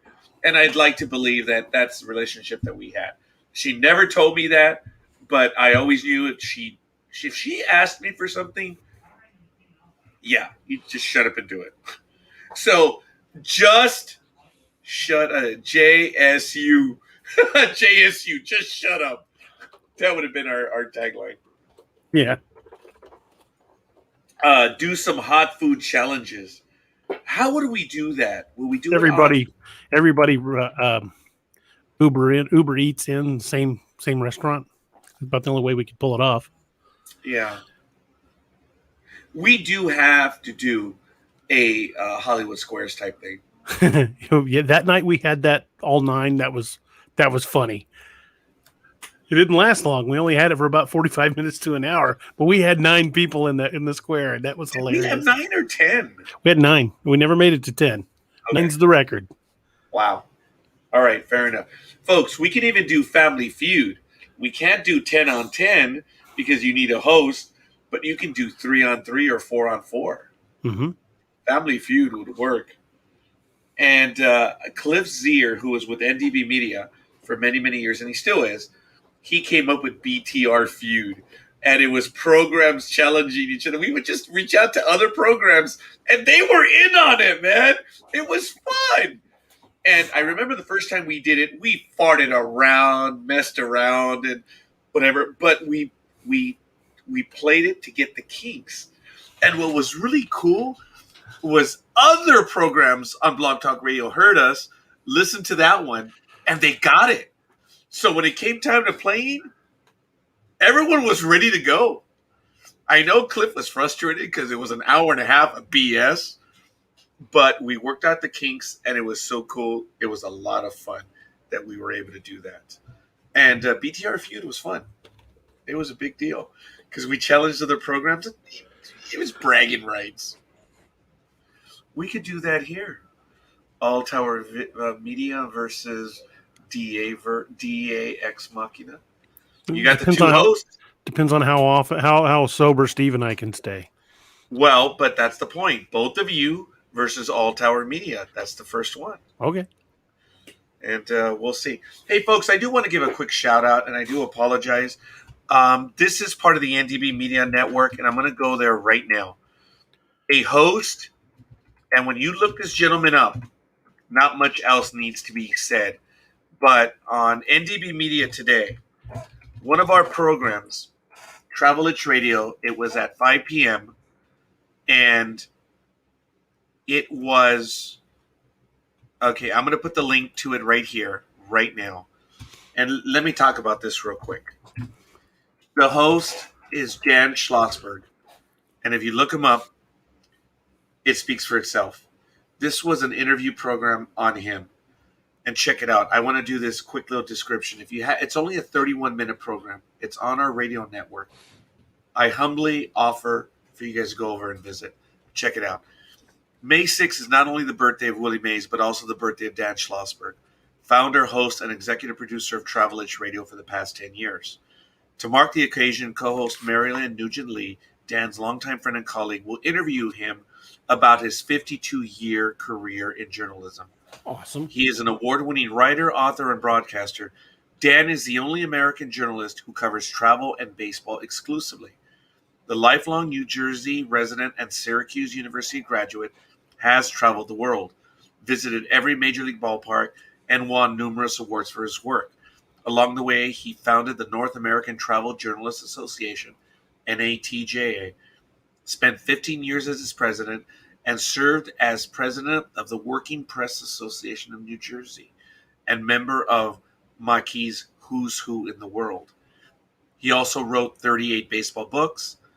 We invite you to listen to this first of its kind career retrospective on Thursday, May 6th on iTunes, on Blog Talk Radio, on NDB Media.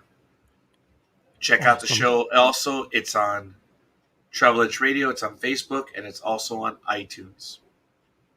I rarely ever give play, but if you guys want to learn a little bit about the other part of the family, the radio family of this huge network, head on over for this episode. I don't think you'll be disappointed. And when you look up Dan Schlossberg, folks, he's on our network. I'm shocked every day. So we've got to bring him on, DA. We've got to bring him on to one of our programs. That would be awesome.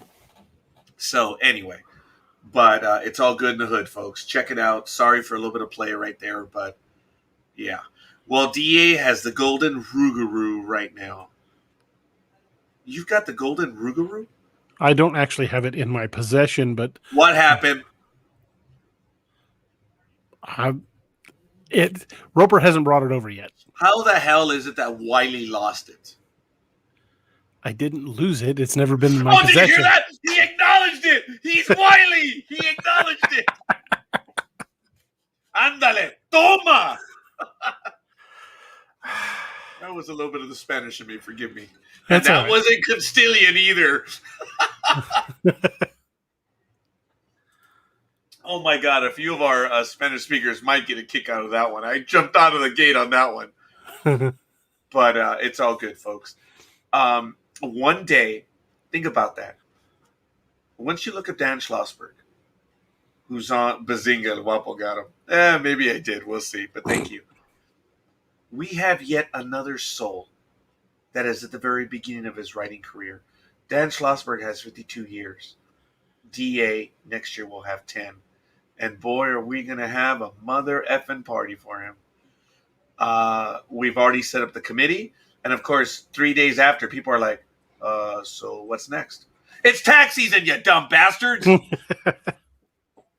After May 17th, things are going to pick up. Oh, I did reach out to someone yesterday and today. You've known him. You've seen him. Michael Day. I did do the ask. Michael has done several conventions. And I asked him, I said, Michael, I would ask you to stay not on staff, but to be an advisor. Role for me. Yes. So I'm already getting people who have done this stuff to do that. But yes, Josh, look at that. Look at that. The end of 10 years is only the beginning. Folks, if you have any ideas on what you would like to see at this convention, if you have name recognition, if you have any suggestions on what we could call... You're cutting out, Raj. That's funny because I'm a hardwired line. Yeah, but your image is froze and you're like fading in and out. How about now?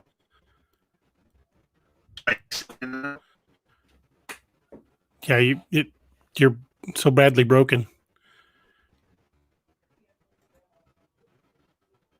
Your image changed, but it's froze again.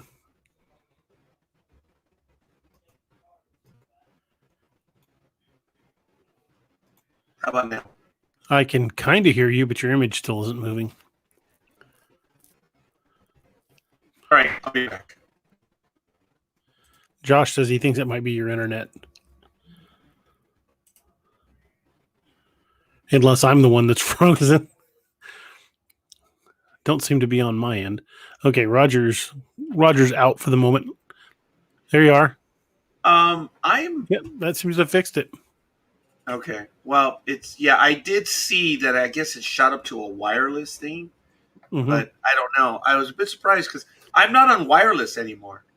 And ever since we made the move, being the dumb little bastard that I am, folks, as you know, we are looking to possibly purchase this property. So we haven't done a lot of work, as you can tell, based on the garage back here. But if we're able to purchase the property, things will happen. But right now, we couldn't drill a hole in the wall. So the cord actually is off to the very side of the door. And being the dumb pervert old bastard that I am, my assistant has to reach down and pull the cord up.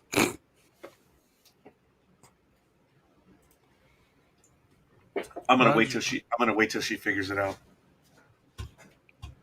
Josh says that icon means the bad connection to the internet, wireless or not. Okay, well, if obviously it was me, I don't know what happened. It may have reset. It was. I guess it gave me trouble for about a minute, but we are now on wire hard base. We even buried the line for a little way. Everyone was making fun of me, saying the cats are going to play with it. I'm like, they didn't even touch it, the little rat bastards. They had other stuff to chase. But it's been solid ever since we went to a complete. I think we're Cat 6 or Cat 7. It's the outdoor line, like it's the real expensive line. That's all weather, whatever. And it was about 200 feet of cable. So I made sure. As long as it's connected. Yeah, it seems to be. But all right, folks. Enough of that. I gave play. So, folks, there are other people on our network in addition to DA, as I mentioned, Dan Schlossberg. You guys need to look up Bob Niesoff as well, who wrote the book Spider Hole. Spider Hole. Spyder. And I can tell you that there may be a movie on that book. That's crazy. And I would like to see that. It's a good book. He is a host on blogtalkradio.com/NDB Media. His program is on Wednesday. And he does reviews on Broadway. And he also does reviews on travel as well. Awesome. And you guys should look it up, man, what this guy does. It's on the radio network, folks. This is a huge conglomeration of talent. And it's not me. It's everyone else. Folks, forgive me. I'm going to have to come up with a little script on this, but this is what the NDB Media Network really looks like. We're basically on two channels. We're on video and digital radio. On Monday night, we have Monday Night America, Andor the Nightmare Hunter. On Tuesday night, we have Fandom Access. On Wednesday, we have two programs. One is every other week, and the other one is weekly. You have Travel Talk Radio, and then you have, oh my goodness, the Rock and Roll Shrink. Look them up, folks. It's amazing. On Thursday, we have Travel Edge Radio. On Friday, Saturday, we have Sports Talk with the Guys. And then we have DAX Machina. And then on Sunday, we have Casey Shapiro, The Walking Dead. And about right after that program is over, then you have Jedi.tax Online. You have All Tower Media. You have a new program that's going to debut. And it starts up again. Folks, there's a lot of talent on this network, dare I say. And it's not me. I'm just a placeholder. I'm lucky. And I would disagree. You are far too modest. This is my thing. I am taking a hit on everything that I pay for the StreamYard, Blog Talk Radio, and everything. It helps to balance my other profitable enterprises. We'll leave it at that. Uses it as a tax write-off.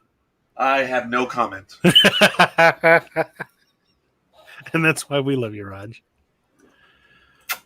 Hard to say. A computer could have derped. Something else connected could have spiked. Your speed is hard to say. My speed is hard to say. Did you have to take that stuff by mouth years ago?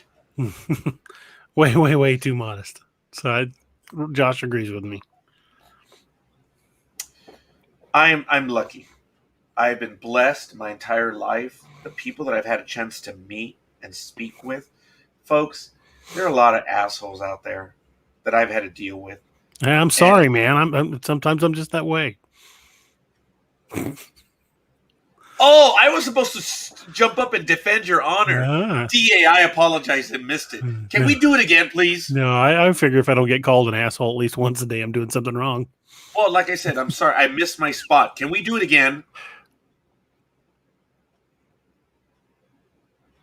You're not going to fall for it, huh?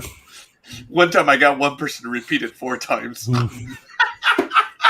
where they would say exactly what he said, and then I'm like, oh shit, you did it again. I wasn't ready. Can we do it again? I got one person to do it 4 times. That's funny. And on radio, too. Oh, my goodness.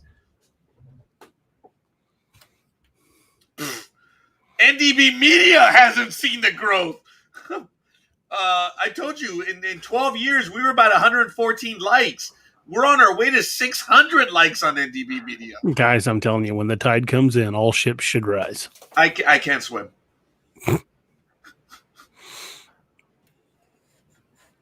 It has been a pleasure working with everybody because it is not any one person. It has definitely been a group effort. Oh, I like that. That's cool. Are those socks? Yeah. So I might have a Star Trek uniform. My sister Alma gave these to me for my birthday. I found one on They're a tad garish. Amazon. Yeah. That I thought about if I can talk the wife into letting me get it, that I would get it for the game when we play. I have to say, someone that we know, we will tow Roger in a dinghy with a life jacket. It's okay, we got you. Well, I appreciate that. I remember the time that all this stuff, Ragnarok Rising, I embarrassed DA. I said, hey, DA, if the shit does hit the fan, can you come out here and save me? And DA was like, yeah, no problem, Raj. I will cross Middle America to go and save you and pull your family out. And I was like, see that, schmoes? Don't do that for me. It's like, yeah. So my sisters gave me, actually I have 6 pairs of socks. And then the other pair of socks that Rose, the other older sister, it has Spock ears on it. You realize how garish that is? But I'm going to have to wear them. I will be wearing them the night that we're going to be doing this. Okay. Oh. Okay. Just got a message from a client. They were really cool. They allowed me to reschedule tonight. I sent you something. I'm putting it in the chat as well. What are you doing? What are you doing? It's would be perfect for actually pretty much all of us who are going to be playing in that game because you can adjust the pips. Oh, by the way, the first contact uniform was one of my favorite uniforms. Even though I do like the Voyager, the onesie. The Voyager uniform was good. It never changed over the 7 years. But the first contact uniform, the black vest with the gray top, that is a bitchin' uniform, dare I say. I like that one. Yeah. Yeah, I would like to have that for playing the game. And, of course, I would have to change the pips. But there's actually a thing on here, if I can find it again. It has the communicator pin and a bunch of pips. So it's got two different communicator pins, the Voyager one and the next gen one. I'll have to I like the down. Voyager one. My assistant is a little butthurt because okay, I have to go get it. Forgive me, because you guys know I wear the Discovery pin. There it is. Would you go back up, DA? Oh, I have that one, the Section 31 pin, the one that you just passed, the black one in silver. That one, nice. I have that one. And then if you go back up, oh, I love that one, the Voyager one. Yeah, that one is really cool. This one, that's the DS9 one, is what it's called on here. Yes, because you're correct. It did debut on DS9. I'm trying to find the one. There's a set of pips. The one over on the right, if you go up a little bit again, DA. There's the Voyager one with pips. Yeah, okay. Stop right there. Over to the right, folks. That one is from the movies, the J.J. Abrams verse movies. Yeah, that one on the right, which is not bad. But this is what Claudia gave me, so I'm gonna have to go get it. I'll be right back. It's the Bluetooth one. Nice. Yeah, I found one that actually had the 2 different styles of communicators and a bunch of pips with it. And of course, I won't be able to find it now because I probably should have just ordered it when I found it. But there it is. Yeah, it comes with 2 different pins and a bunch of pips, so you can adjust the rank. So I would like to get that and the uniform shirt. By the way, That how would do be you, freaking cool. DA? I was gonna punk you when we play that episode. The ship, without giving anything else away. What is the name of the ship that we're on? The Ryzen, The Rizon. Horizon. Okay, that's what I thought. I was gonna say something of like, bring the Ryzen around, and then I was gonna turn to you. And by the way, it's Ryzen, not rising as in cryptids and shit like that. I was gonna throw something at you. I said it's Ryzen. Ryzen, Not rising. not Ryzen like Ragnarok Rising. It's I Ryzen. was gonna do something like that. I was say, that's your only fault, first officer. You are in lullaby land. You believe of these folklore monsters and stuff, dude. We're not gonna run into any of that. You know, I'm here. playing an Andorian, right? My character's going to be an Andorian. Wow. Anyway, okay, fair enough. I have the Bluetooth one. I've already got the white hair for it, so that's pretty good. I do have this one, which is the Bluetooth one, and it if you hook it up to your phone, it works. And I'm going to see if I can turn it on right now. Josh says DS9, the hollow rectangle would fit the game rather. Yeah, I would like to get that uniform top and those pins if I've got the money. We'll see if I've got it. Maybe I can convince somebody to get them for me for my birthday, since it's coming up soon. Oh, did you guys hear that? The chirp? That was very good. I like that. There it is. So, folks, this is a Bluetooth communicator that is magnetic, so it goes on the uniform. And I haven't had it work yet because I'm a little embarrassed by it, because I can take the call right off my, I would be wearing it and it's a Bluetooth. So I haven't been able to hook it up just yet. It's a little difficult to say the least, but I wear the Delta Shield for Discovery, and people say, "Is that the Bluetooth one?" And then no, I reach over to my side pocket. I say, "No, this is the Bluetooth one." So I do take calls on this one every now and then, and I love punking the engineers at the Alhambra building when I go to work. And I will rarely ever have it on, but then I do forget it. And you hear the beep, beep from the Star Trek series. And some people will recognize it, like, oh, crap. And it was a friendly audience, so I brought it out of its holster, and it went again, beep, beep. And then you could hear the famous chirp. I'm like, this is Roger, go ahead. That's They funny. lost their shit. Actually, there it is. I'm going to turn it on. There it is. It's on. Check it out, guys. I'm sorry. I'm a little kid. I just love this. And it works like a Bluetooth. So whatever Siri can do, this can do. Oh, you rat. I was like, I didn't know it could make that sound. But yes. This one makes multiple sounds. Yeah, I think the batteries are going on it. Yeah, they are. The batteries are going. So I'm going to... That's pretty good. Yeah, I did turn it off right now. So people at work were surprised because I wear the badge and I have the communicator on my belt. I know you guys can't really see it. Forgive me. But there, you see it? See it? There it is. It's on my belt, and I wear it everywhere I go. I want one of those. Those are really neat. This is the Bluetooth one, so yeah. Oh, I would want the Bluetooth one, definitely. Because I believe. And I'm enough of a schmuck. I'd use it all the time. Like, I do. I'm out in public. I mean, it's kind of rude to have a lot, conversation and stuff, but I've done it where I've been in line and you hear the boop, boop, and it's like people recognize it. And I'll just like, this is Roger. I told you never to call me here. Remember from Star Trek 4? Yeah.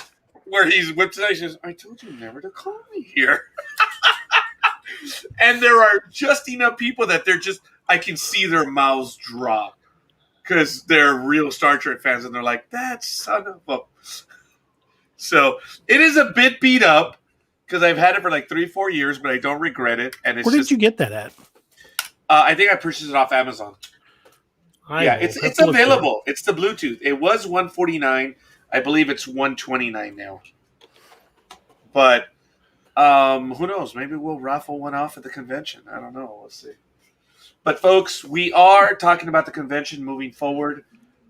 We are going to be looking for volunteers, but the way it's going to work is you're going to have to charge. We're going to charge money to get into the convention. But if you're willing to volunteer, there will be a way for you to earn time to get into the convention for free. That's the way it's going to work. I do know of those volunteer programs, so we are looking forward to doing something like that. If you're interested in volunteering, once we have the list, we'll be moving forward. But I've begun to set up the timeline tentatively. When the committee meets for the first time in late May, I'm going to invite everyone to be there, and some of them are here now. We're going to be working on the name, we're going to be working on the time, and we're going to be working on not what the captain wants, but what DA wants. So we don't know if it's going to be 3 days, 4 days, just fucking with you, or if it's going to be just a weekend. Did you see his face? Roger, not only are those communicators still available, they also have Bluetooth next-gen badges. That's the one that I have. Oh, you've got it? Okay. Oh, yeah, I thought you that's just the one I was mentioning. No. Okay. This is the one that I was talking about that you heard the little... Yeah. Yeah, that was the one. I would like to have both of those. I'm just a big freaking nerd. How much is this one? The next generation one? I'm showing one for $59.99. Wow, it was $99. It's on sale. Oh, and that means she spent some money on this. Yeah, and the damn you, Claudia. The old school one apparently is out of stock. It'll come back because that's fairly popular. Cryptid Con. Okay, there it is. There's a name. There's already one called that. It's already been used. There's a name. But look at that. DA, we haven't even met, and there's the first suggestion. Mm-hmm. There may be one that already has it. Who gives a rat's ass? That's the commencement right there, baby. At that moment. That's a great commencement. Hell yeah. But if somebody's trademarked it, we could get our butts sued. So we've got to be careful on what name we choose because some of them have been trademarked. Of course. Yeah, I doubt DA-verse stuff. And also what we're going to be determining as a con is what's going to be available to us, where we're going to be able to meet, for how many days, what do we want to do. The con may be an all-day event on Saturday, but maybe on Sunday there may be field trips. You never know. Visiting the sites of the Ragnarok Rising, the Apex Predator, stuff like that. Mm-hmm. That's a pretty broad area. Yeah, those don't take place that close together. Some of those would take us. Well, the ones down by Eminence, Missouri, would take us a better part of 2.5 to 3 hours to get to. Of course, but there are stuff in your town that will function. Lots of locations from Ragnarok, and then a lot of the Apex and Lakeview Mans are stuff's like 30 minutes from here. But some of the books take us pretty far away. Especially the most recent one, take us to Argentina. Right. Now, look, I think or Minnesota. Are specific to avoid overlap. I believe the committee is meeting. I believe they are. Folks. Well, not everybody's here. I know Nick Valente wants to be There's involved. A lot of people that are not here. So, look. But Nick is going to be on the show on Saturday. We could do it Saturday. We could do live discuss it after we talk about cryptids for a little bit. If you can join us, Nick would be on board. Because next weekend, I'm El Scrudo. Saturday actually is doable. But here's the funny thing, folks. Today I had 2 appointments, which was okay. But Friday, up to 2 days ago, I had 1 appointment scheduled. I now have 1, 2, 3, 4, 5, 6, 7. So what I'm trying to say is, on Saturday, I have 1 appointment at 12:30. I have a sneaky suspicion they're going to start filling up. But I am near the end of the season, and on Sunday I have 3 appointments. But one of them, mother of God, it's like 4 amendments. Oh, I'm sorry. I'm correcting things for my clients. Anyway. I kid, of course, because I'm being stupid. But yeah, sorry, I had to get back to the page right now. I'll be on there for the latter half Saturday. Now, Josh, you did mention something about that you were going to be doing something on a night that Jedi.tax is scheduled. Are you effing kidding me? You think I won't preempt it? You think I will not dump the episode for a chance to be a captain? Are you effing kidding me? But I will tell you now that I am a believer in team stuff. I've done it, even though I kind of screw with the staff here. It's hilarious because my assistant did tell me the other day, you know, Roger, I love working with you. And I was sitting back in the chair and I'm like, 4. Not with, 4. And then when she told me that, the first thing I said, she goes, Roger, I love working with you. What the hell? Do you think you're one of my preparers now? Because all those dumb bastards think they work with me. 4. This is the most stuck up I've been. And I kid around with them because I love them all.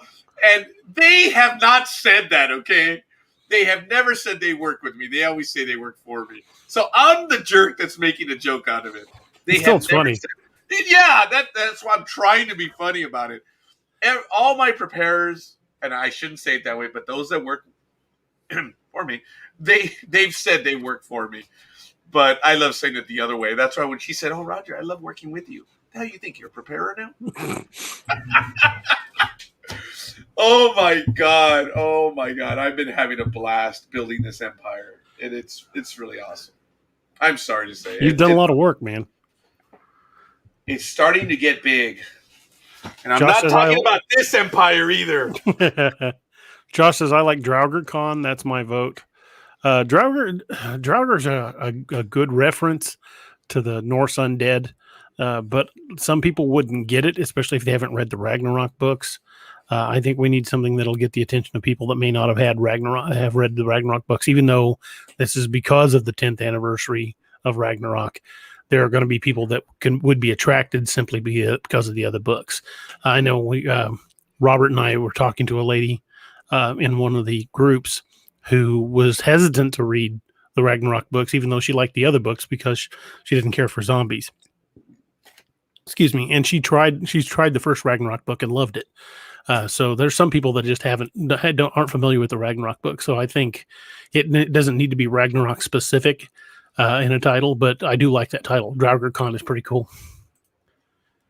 He says, hey man, LOL, I don't want to step on a Jedi's toes. It doesn't end well. You get the Sith kicked out of you.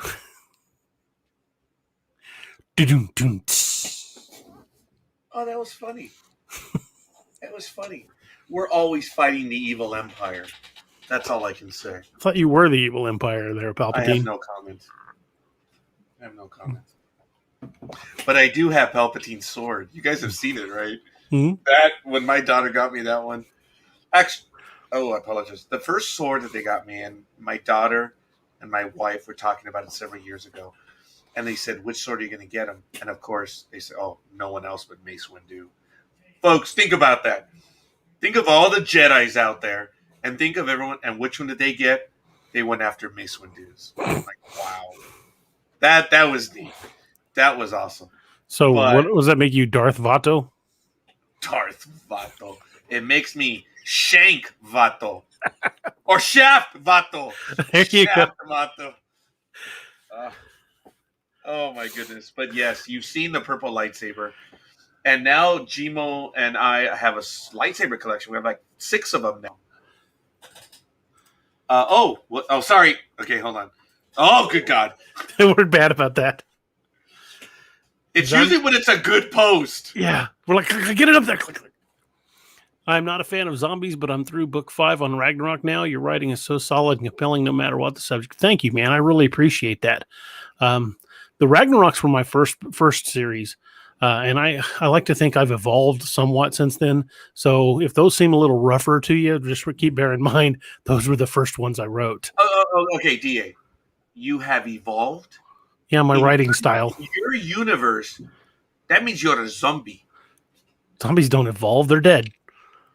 They were alive. They evolved.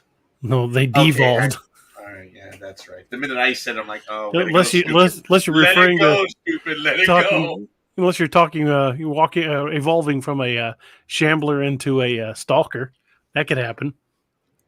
Oh, yes. So you're on book 5. You see, when he says book 5, I said, well, you're done then. I said, oh, that's right. I'm sorry. The new numbering system. I am the pre-Lucas reader. If he's in book 5, he's already seen the stalkers. Yeah, those are mean. I've had the most comments of all the undead types that I bring into the books. The stalkers are the ones that freak people out the most. They do, and I believe it was also in that book, and I'm sorry if I'm spoiling for some, but, damn you. Team Roberts Convention, join the Wild Hunt. Oh, mother of mercy. That's not bad. Todd Hunter says they are nasty. Yes, they are. I would love to do a convention and get somebody who's really good at cosplay and do a full stalker cosplay and have them walking around the convention directing people to the booth. I've thought if things got progressed to the point where I could afford to do some of the bigger conventions, hiring a couple of people to just come dressed as characters from the books. Well, wait a minute. Aren't you going to be dressed as Wiley Grant?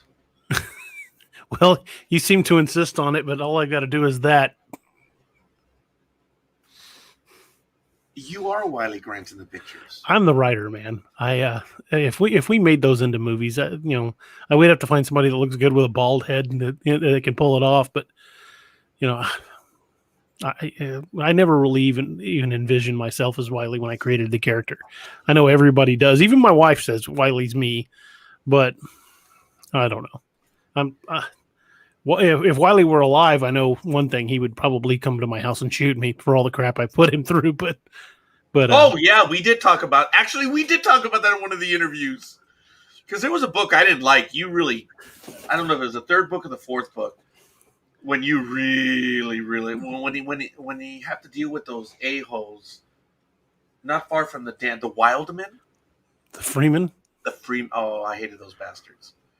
They're SOBs. But Todd, you're talking about there being nasty, and we're back to the stalkers.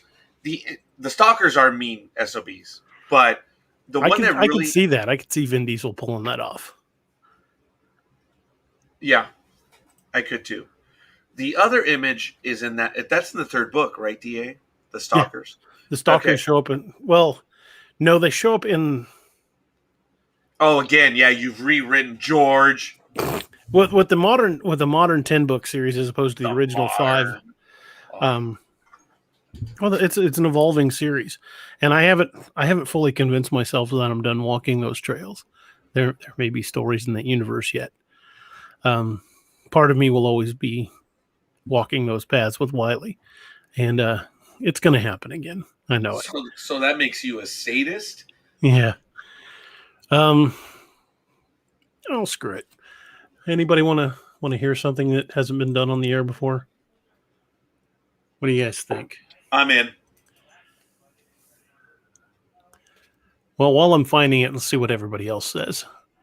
If they're interested in hearing just a little bit. Of course they're in.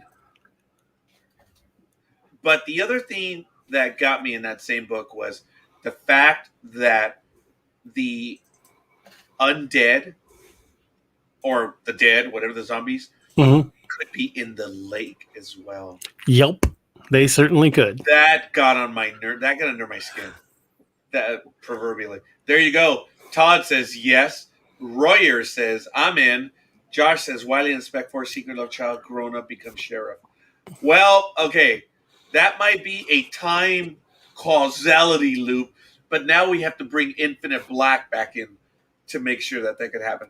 But folks, if you haven't read Infinite Black, you'll understand how the universes could be connected. Well, I'll just give you a peek at this.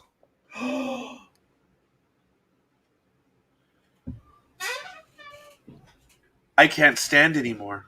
I physically cannot stand for the condition that I'm in right now. Okay, and let's pull that off there, and I will read just a little bit of it. This has been a side project I've been working on for a bit. Josh says, you started on what? The Love Child? I don't know if I should read this. This is something I made up. It's a poem at the beginning. Oh, screw it. I'll read it. When the Bifrost has been opened and the ancient paths return, when Jotun and man are kinsmen and the fire no longer burns, a warrior will rise from the ashes like a dragon reborn anew to return what has been taken and avenge the chosen few. The old gods will spring eternal, and with them comes the one who will unite all our people beneath the golden sun. From the prophecy of the return. The introduction. From the Journal of Chronicler of the Ragnarok Rising Saga, Eric Grant. Note, the following takes place 5 years after the end of Ragnarok Rising Saga.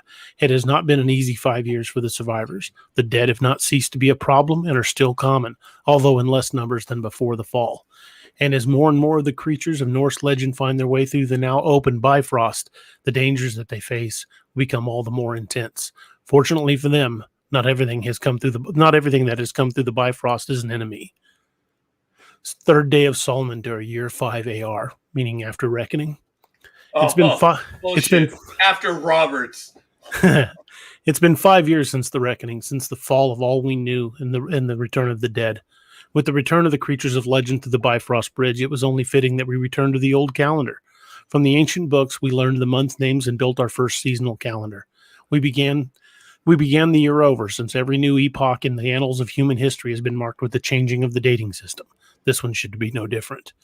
Since the reckoning happened, we took that as a sign of the changing of the old world into the new, or the new back into the old, depending on how you looked at it. Either way, we began the new calendar in the first day of Morsugar. Now, naturally, the year became 1 after reckoning. It seemed only fitting. It was hard to rebuild after we lost all of the Einherjar, my father among them. They were proof that the old gods were among us again, and the warriors that stood their ground against anything that would threaten our community. Once they fell, bringing about the end of Ragnarok, it was up to the rest of us to make our community a home. In order to do that, we stopped calling it the Pomkis Cache or the facility and gave it a real name. We decided on Traveler's Rest. Strengthening our walls against threats both new and old, we still took in travelers who wanted to join and promised to live under our rules. Rule number 1 was community above all. Inside those walls, we were all family, all kinsmen living under the same hearth. It fostered a much stronger sense of loyalty among us, especially those who had never known such kinship in their lives. It made us strong when everything else in the world was against us.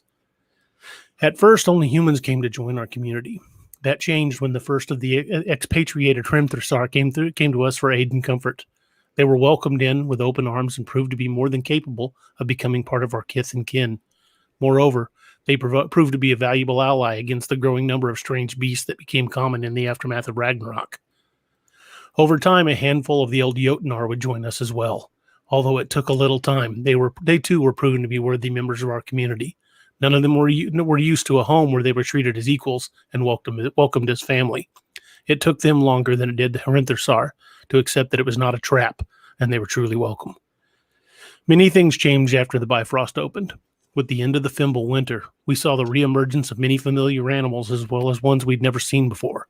There was a type of deer, or hart, as the Jotunar referred to them, that were called Modrodnir. They mostly resembled normal deer, only they were a mottled color of gray and tan and the size of a draft horse. The meat proved to be very tasty as well. They were large predatory birds called habrok that resembled gigantic hawks. They were large enough to carry off normal-sized deer or a small human. We learned to be very watchful of the children when the habrok were around. Fortunately for us, they were large enough to spot from quite a distance and rarely seen. Oh, sorry, lost my place. I was scrolling down. The old Jotunar brought us horses called Bloodhogolfi. My father described them in his journal before he fell. They're massive animals, far larger than even our biggest draft horses. They're strong, loyal, intelligent, and fierce. Although it took some time to master riding them because of their size. Soon, no one would be without one when they ventured outside the walls of Traveler's Rest. We also learned of an enormous oxen called Himinjoder. They proved to be extremely valuable as plow animals and general heavy equipment. We rarely encountered anything that was too much for a team of Himinjoder to handle. They were covered in a thick woolly coat that proved to be excellent sources of clothing. Warm and naturally water repellent, they made the perfect cloth for cloaks and winter gear. There were tales of other creatures as well. One in particular stood out from the tales of old told us by the Hrimthursar who lived among us, creatures called Grafvitnir, which, from the descriptions they gave us, could only be dragons. We never encountered any of them, but I'm convinced I heard one fly over our camp late one night. I hope that we never do see one because I have no idea how we would stop it. Our world has changed in many ways. New creatures, new friends, new dangers, and new challenges await us at every turn. I hope that I can live up to the legacy left behind by the Einhjarrar, and in particular, my own father. In the intervening years, the tales of his exploits of Wily Grant have been told and retold to the point that he holds a place in our mythology, revered as much as the old epics of the heroes in the ancient sagas. The blood of the Einhjarrar flows in my veins and through my brothers. We will hold the line, just as my father did before us. We will hold.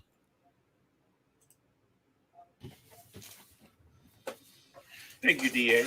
That's the introduction. I've got a little bit more than that written, but it's been a side project for a bit. Now, you realize that everyone's going to hound you now. Oh, yeah, I know.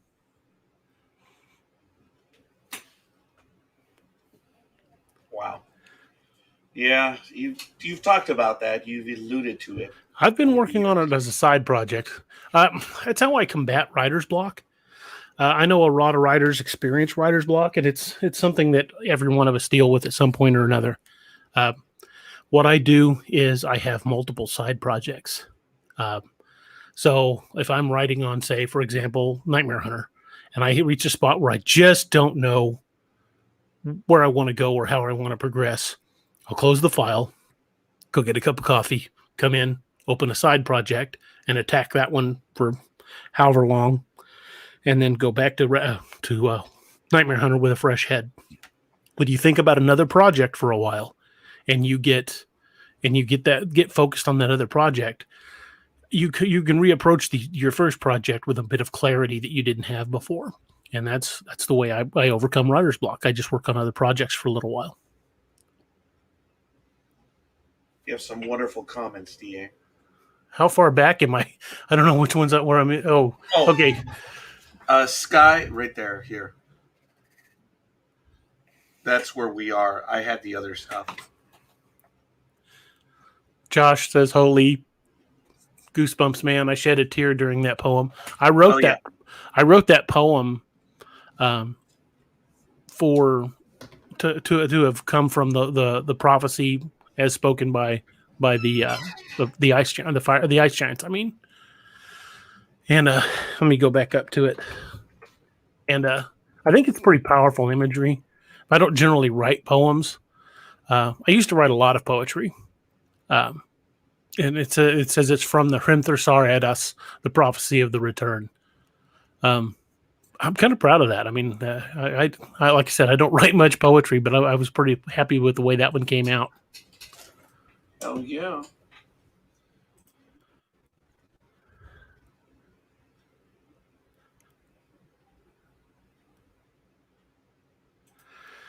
I want to read this by a fire with a deep mug of mead.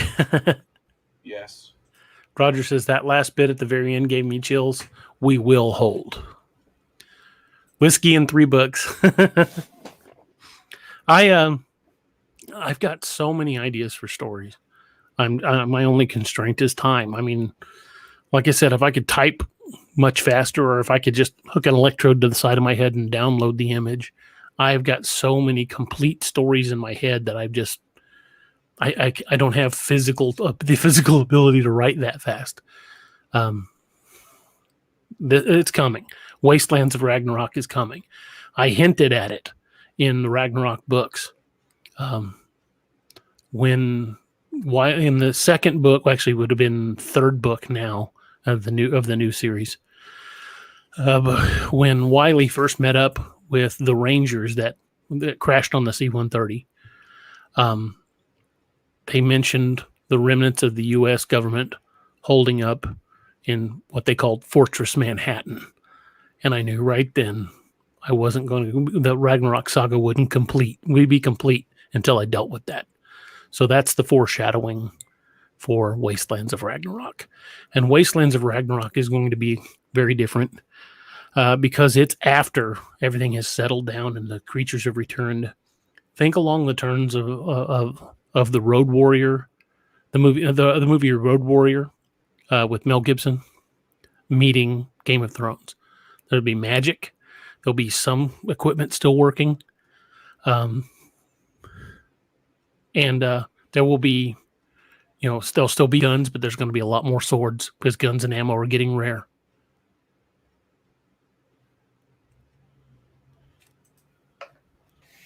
I can't wait to hear.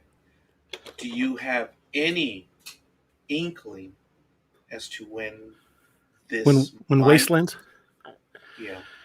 I'm going to have to work that in. I would like to time the release of Wastelands 1 with the convention.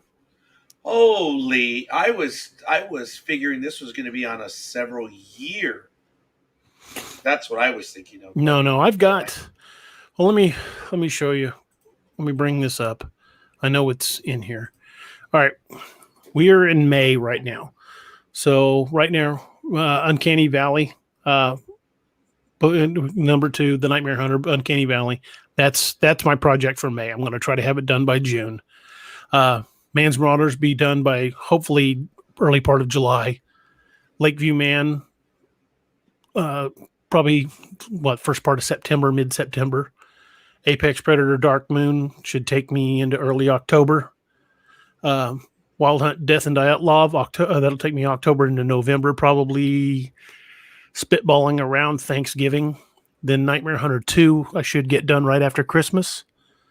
Man's Marauders Under the Eagle, that would probably be January into early February.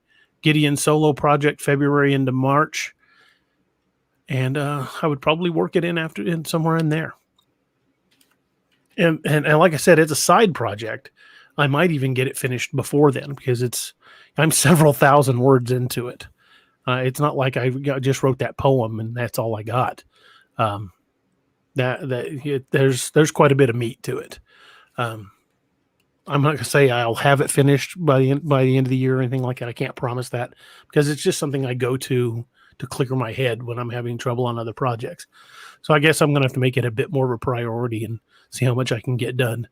But I wanted to share that with you guys and see what you think, because part of me still wants to walk those familiar paths. The Wastelands of Ragnarok is going to bring that back. And it also explains a mystery that happened in the very final scene of Ragnarok. And I hope you guys connect those. There'll be an explanation for that final scene. And I don't want to say too much because I don't want to give it away. And there he is. Michael Day approves this. He didn't give us the like. He gave you the like. Thank you, Michael. Thank you for that. Thank you, Michael. We salute you. Folks, I announced it already. I'm going to put him on blast again. Michael will be taking an advisory role in this project. I'm so happy and grateful. And I thank you, Michael. I already told the world you've accepted the advisory role. Todd says, Dadgum, I need to get me a signed copy at the convention. If I can get that done and timed correctly, what I will do is I will hold release of the Kindle version, and I will just hold the physical release and order in several boxes of those books of Ragnarok, of Wastelands of Ragnarok, and have them available at the convention, and then go live at the convention on day one of the convention and have Kindle and books available to download or purchase on Amazon, but have physical copies of the books already there at the convention. I've already been giving some of this convention stuff a thought, because it is very difficult to purchase these books and get them in advance. But if we do a mass printing, it's a lot easier. The price comes down. But the price, I'm thinking of offering like you have a silver, gold, whatever. But one of them will have the options of getting the paperback versions. And then they would be signed. I'm thinking of that. So it would be a higher tier, or just a ticket that includes the book signed. And if they wanted the series of books, well, obviously it would be more. They're paying for the books. And if we know in advance how many people are buying, you that's easy, DA. That's easy to figure out at that point. But Well, the tricky part to be the print shipping, having it done enough lead time to get them ordered in. Right. When I order from KDP Select with printed copies, unless I put a rush order on it, it's probably going to take 2 to 3 weeks to get the books in. So I'm going to have to have that done by no later than mid-April. No, we're not doing it till July, so mid-May. So I'll have time to get the books printed and shipped to have them on hand by late June. Yeah. It's going to be done. Now, this is going to be a DA-centric convention, but I don't know if there are any conventions in your neighborhood. The only thing that there are a few. I was told by some people that I cannot have this. They were telling me. I've been speaking to people about this already. And people have told me, well, you can't have it the weekend of Comic-Con. Like, you can, because a lot of people in the Midwest don't go to Comic-Con. Yeah. But it would not draw people from. I'm not sure that a convention in the Midwest would draw many people from either coast anyway. So I don't think, even if we did it the same weekend as, say, Dragon Con, I don't think it would be a problem. But Dragon Con's in October, so it's off the charts anyway. But I don't think we would be, especially as a first year convention, I don't think we would be a threat to San Diego Comic-Con, because it's just a different genre. People are going there primarily for comic books, and this would be more horror and sci-fi. Actually, I beg to differ with you, DA. That's not even what Comic-Con is now. Hollywood has taken over. Yeah, Comic-Con. I wouldn't. It would, if I wanted to go to San Diego Comic-Con and sell my books, I could not break even, because a table could cost me upwards of $20,000 At Comic-Con. Mm-hmm. There's no way I could break even, not unless I sold, 50,000 books, and I would have to have a semi deliver 50,000 books. Yeah. Oh, by the way, Josh, yes, that's what I was talking about. That people have told me that I cannot have. They were already telling me, oh, well, you can't have this convention when Comic-Con is on. Who says? My response to them was, "You're not going. You're not interested. Go play with yourself." Exactly. Yeah. When people say I can't do something, that's generally when I do it just to piss them off. Right, and that was the attitude that I took, and it was my mistake that I was having a conversation with someone, and other ears started, giving their commentary, which Roger then turns around and just gives them the look like, I missed the memo that invited you in. I'm just curious. Did I email you? Did I text you? Did I tell you, Mama, I wanted to talk to you? So, no. Folks, I have done small events, but nothing on the level of a convention. I've been involved in several, forgive me, but some religious events that were large, 200, 300, 400 people. So I do have experience in doing small events. A convention? No. But Michael Day, who gave us the love right here, yeah. Now look, if we are in June, is no worries. I'm not sure what that means and why. It's just his anniversary is in July. Mm-hmm. It doesn't mean it's going to happen in July, but that's his anniversary. Yeah, the first week of July in 2012 was when the first Ragnarok book dropped. Yeah, because if you want to talk about his public debut, well, we'll celebrate that in November when he had his first interview, and that was on the NDB Media Network. So take that as you will. But that's the only reason why we're sticking to July for the time being. There is absolutely nothing set in stone. The only thing set in stone, ladies and gentlemen, is two things. The 10-year anniversary, and there's a committee formed on Facebook. That's it! Is that set in stone, DA? What is anything truly ever set in stone? Yeah. So there you go, folks. Oh shit! I got my month wrong. My bad. My bad. My bad. My bud. My bud and my bad. It's all right. It's all good, folks. Don't worry. We'll see.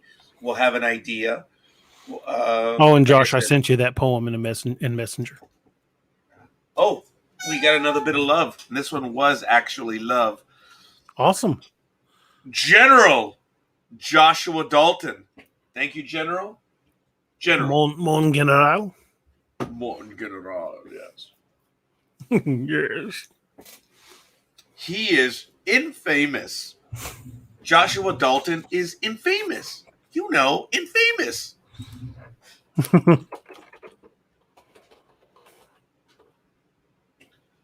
All right, Joshua Dalton. We're up to 12 likes, folks. Thank you. Folks, it's 30 likes. You know how it is. It's right there. That's the magic number. We already had 25. We got up to 27. Now we did 28. Well, the like is 30. That's The where goal. we give. The goal is 30. That's where we're going to give out the next card. And Because whoever, and if they beat the 28, they get the Golden Ruguru Award. Whatever show.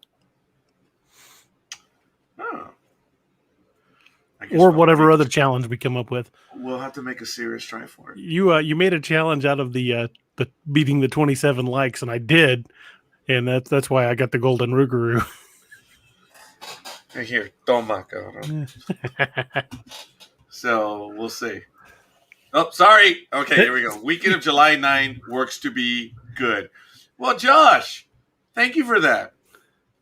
I'm sure that when we're choosing the calendar, your vote will be for the week of July 9. Wow, did I come up as a little stuck up on that one, DA, or what? We're used to it. What was that executive attitude or what, folks? That's the El Guapo talking. You guys say that I'm this modest, all this is. I'm called Palpatine, dictator. I mean, folks, I am what I am. That's all that I am. Oh my God, I'm singing Popeye. I'm sorry. Oh, I didn't mean to do that. I'm sorry. I had a moment of weakness or stupidity, whichever. What is really cool, folks, is we have viewers on NDB Media, Facebook, DA Roberts, Facebook, The Nightmare. Hola! It's a plethora of images. The Nightmare Hunter. We also have, who else? The images. I apologize. Also on Twitch, NDB Media as well. Just a suggestion, Siesta Hunter. Dude, of course it is. I'm just being who I am. This is the side that they know at work. I told you that, there they are, our heroes. Ladies and gentlemen, the infamous, like DA and myself, we are infamous. So, Steve Martin, Chevy Chase, and Martin Short. Classic movie. It's Love that movie. It's funny. As a matter of fact, I was at work one day and they caught me off guard and they came up and said, you know, Raj, they say a lot about you. And I'm like, oh, shit, here we go. And the office was full of about 40 people. And I was like, the sensors were up, energized defense screens, everything. It was like, holy crap, here we go. And I knew the guy that was coming into, and I don't even remember who it is now, but he was like, you know, Raj, they say a lot of things about you. And, you know, there were some chuckles because I know some of they it's did. Even true. Yeah, they did. And he said, but you know what? With you, people know where they stand. You don't play games with people. If you like them, they know it. If you dislike them, they know it. There are no games with you. And I know he was insulting me, but he was actually also giving me some praise by actually saying that. He says, dude, say what they will about you. There are no games about you. People know. And that's the way I've tried to live my life. I don't have that desire to play those games. It just is what it is.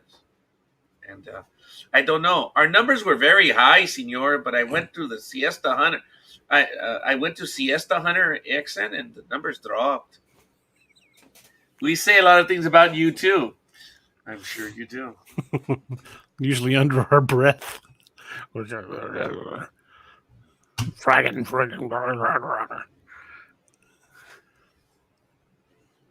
Well, you guys can all fall Oh, we love you too, out. right? You snorted! I do that Oh, my sometimes. God. I know. That means it was genuinely funny, folks. And we're good. There was a time that I thought I had pissed off DA because he wasn't feeling well and he ended the program. And he didn't tell me anything about it, but I said, DA, I'm sorry. Obviously, I got on your nerves. What are you talking about? I didn't feel well. I said, well, you ended the program super fast after I said what I did. He's like, what? I wasn't even listening to you. Yeah, I always felt like crap that night. And then I said, but DA, it was no accident. They're very good. Valhalla, admit one. I told him, DA, I apologize. I'm sorry that I pissed you off and you got tired of me and you said, I'm out of here. DA said, no, it wasn't that night. Believe me. It was all the other preceding nights that I wanted to kill you. Or something along those lines. I was like, shut. I was like, frack. Felger carb.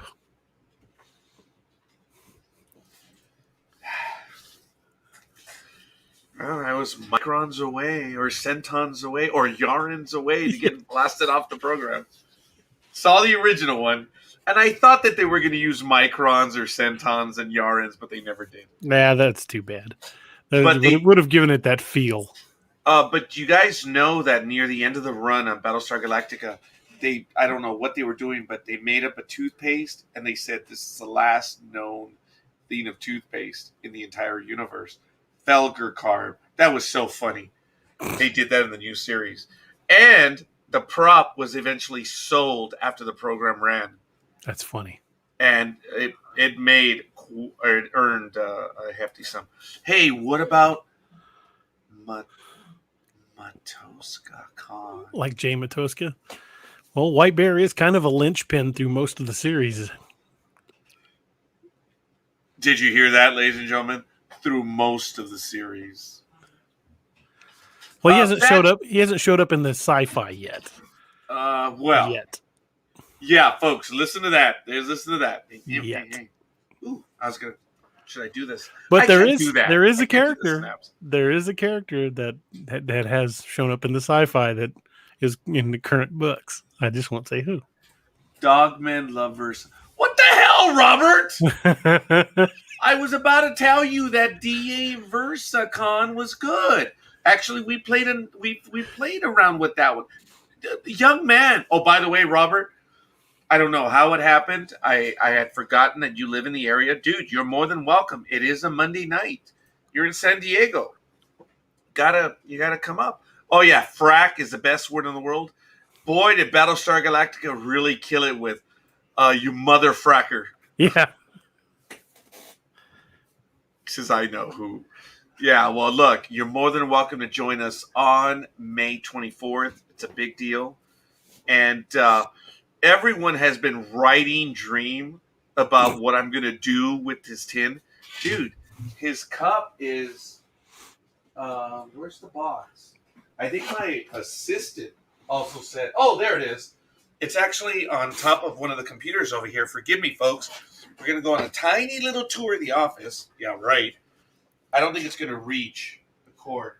But behind my sword, if you see these monitors along here, there's a brown box at the end of it. That's where the cup is. And I've kept it in the box because I want Dream. Dream is going to open this sword up as well as that box. So I'm really looking forward to Dream being here and using it as a ball washer. So anyway, the reality is that he will be using it for the first time.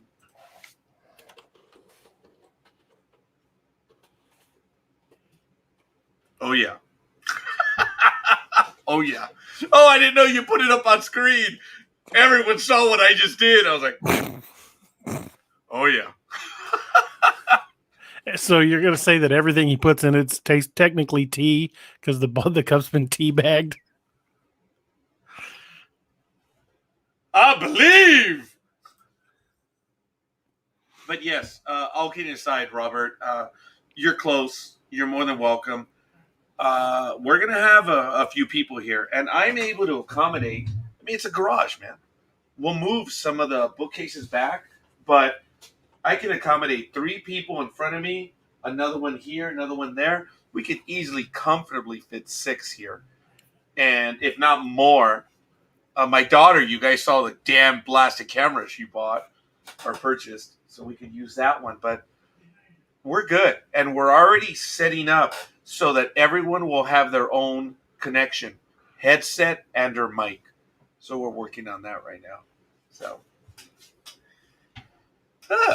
because right now we have 2 headsets and we have 2 additional mics. So we're gonna see what we're gonna do for the headsets. But if you guys can make it, let me know, folks, if you want to join us on May 24th here at the NDB Media World headquarters. I know the big dog from Sports Talk with the Guys will be joining us. Of course, Dream is going to be in town. There are a few others that will probably be joining us as well, so you're more than welcome to join us. Please, just let me know you're going to stop by. We're going to have food, and all I can say is, Robert, we're going to have a lot of good food. So I thank you, young man. I'm saving it because of that. So. Well, it is after midnight here, and I just yes. got an update. Today is Verona L. Jones's birthday. So happy birthday, Verona, if you're listening. Hi, Veronica. She's gonna smack you. Yeah, well, that's okay. She was a lot of fun when she was on. Yeah. Veronica. Verona, of course. Happy We should birthday, have her Verona. back on. Anytime she wants to be on, she actually, folks, anyone who's been on this program at any time, You have a standing invite. yes. So does Mr. Dalton. Yeah, General, if you want to join us, just let us know. I'll send you a link. Or Robert, if you want to come on. I know that Roger has been on almost every program that we've had. Yeah, Roger, you're welcome to join us too. And he's also taken a peek at some of our other programs on the NDB Media Network, and I'm terribly flattered and grateful. Now I did it to him. Sorry. Any folks, if you want to join us, you're more than welcome. So it's a lot of fun what we do. So we've actually talked about a lot of stuff. Ladies and gentlemen, we're 2 hours and 27 minutes in. You're listening to the Thursday Nightmare Hunter in America. Way to go, DA. It's actually awesome. DA and I were talking about doing Thursday night as early as Monday, weren't we? Mm-hmm. And then we did Tuesday night. DA wanted to, and I did, but I couldn't get, said the Latin guy, I couldn't get free. I was stupid. I thought I was on the no-show list. Why? Definitely not. Why? Because you threaten or remind me that the Versa is a Dogman treat? Just reminds me that I have to buy a new car, dude. Something with Dogman repellent. Dogman, is there such a thing? Oh, I guess we have to ask Grandfather Jay Matoska. Yeah. So I'm well into, I believe it's Apex Predator Horned Moon. Is that correct? Mm-hmm. That's the most recent one right now. I'm about 13 or 14% of the way in. So my assistant kept my Kindle for 4 days. Wanted to fire her.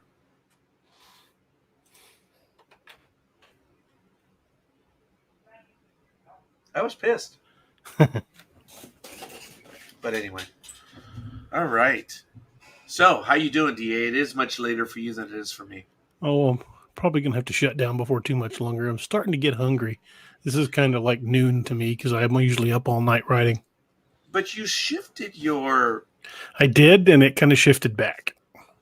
Just because it's more natural to me. I was getting up early, and I found I still wasn't tired come midnight. I mean, when I would go to bed, I just couldn't sleep.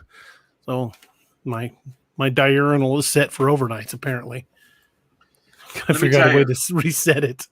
I was enjoying my schedule of where I would work on Monday, and then I would stay home on Tuesday, and then I would work on Monday or on Wednesday, and I would stay home on Thursday. So when we were doing those 5 hour Nightmare Hunters, Hmm. it's because I had to, I was lucky. I was at home the next day. But you guys all heard the story because it happened like twice after we did the 5 hour programs. I called in at 6 a.m. on the day that I was supposed to work at home. I said, "Hey, boss, I'm sorry I can't make it." He's like, "You're working from home today." "Yeah, no bullshit, boss. I can't make it." He's like, "What are you talking about?" No, I'm not going to BS you. I'm not going to be useful at home. Hey, but you're working from home. Yes, I'm not going to make it. And we're starting to get some pretty good numbers on the views, and just on the DA author page, the DA Ex Machina episode 11 has 274 views. Oh, that's right. You're a rookie when it comes to this sort of media. Yeah, I remember when we started our episodes and we got 25 listens. That was Woody time for us. And then we crossed 100, and then we crossed 1,000. And I remember when we crossed 10,000. That was unreal. If you head on over to NDB Media, you'll notice that we've had over 464,000 listens. It's small, but is that on one show or just on? oh yeah, on one show, we would have been earning money. Like Joe Rogan numbers there. Those are Joe Rogan numbers for like 10 minutes. Yeah, the first 10 minutes it's out. We've had 465,000 listens, I believe now. And remember, that was on NDB Media. On NDB Media 2, we had another 245,000 listens. Nice. We had a lot of stuff going on. And I'm most proud of that because of all the people that were on the network. And Robert says that Horn Moon is incredible. Well, I'm liking already what is on there. And I told DA that I'm at the point where they arrive at grandfather's house. Mm-hmm. And they notice a changing of the decor, for lack of a better word. I don't want to reveal, obviously, too much. And if you get to grandfather's house, just remember that the password for the Wi-Fi is Wahampi and fry bread, no spaces. That's pretty good. I like that one. DA, would you tell the audience what that is right now? The fry bread boat, the Wahampi. Wahampi is a traditional Lakota stew made with buffalo. I've made it a couple of times. It's pretty good. It's an evolving recipe though, because every time I make it, I add something else. It was made for buffalo, and I can't remember the name of that. It's like a version of the carrot, but it grows wild on the prairies. But I generally just use carrots because finding exotic ingredients is a little tough. So I make it like a stew. It's basically a buffalo stew, and I can buy there's a couple stores here in town that carry bison, and it's a really good hearty stew. And I've added onion to mine. I've added garlic to mine. There's a number of ingredients I added that aren't in the original Wahampi. But Wahampi is a very, very thick stew. It's also a very spiritual part of the Lakota belief system because they believe food is more than just something to sustain you. That food is also very spiritual, especially when it's a shared experience. So that may be something we have to do for the convention. I may have to make a big ass crock pot of Wahampi and share it with some people. You're going to be busy. As Michael made it very clear to me, he says, "Wait a minute, you're going to be in charge of it? You realize you're not going to be able to do anything other, and you're going to be running around everywhere." So, we'll see. But yes, I'm not. I've been doing that before, folks. I ran a youth group for 2 years, and that was a handful. And that the group varied between 40 and 70 on a weekly basis for 2 years. Nice. It was an experience. Yeah, it really was. but mine was an active program. It was, especially during the summer. I had those kids off the street. They were at church all the time, and throughout the entire week, I had stuff going on, and it was fun. And I could tell it was fun because a lot of kids were showing up. And all I did was try to create a space that was a safe and interesting and entertaining for them, but a safe place first and foremost, which was really good. I was really lucky that we didn't have any stupid incidences or, you know what, it worked. But it worked because of a lot of the people that were there in the program. And I'm looking forward to discovering those people that are going to be involved in this program. How do you see the convention, DA? I've done a lot of conventions, and I was actually the guest of honor at one, actually twice. Three now. Yeah, but it just a GOH basically they do some of the panels. But primarily it's going to be very little difference for me because a lot of the time is going to be spent at the booth signing books and talking to people at the booth. So you think? But there's going to be a lot of going on, and I would like to be able to do. See, a lot of the big things about conventions that people miss is it's not just the schedule events that make a convention; it's the after hours stuff. Yeah. The meeting people, we could probably talk to a couple of places and get a bourbon tasting done or a Scotch tasting. There's a couple of distilleries here in Missouri. I'm sure we could probably go or mead. There's a couple of meaderies not far from here. I love doing panels because I love chatting with people. To me, this is just like a big panel like we're doing right now. Hey, Josh, you're going to be doing a panel. And you know what?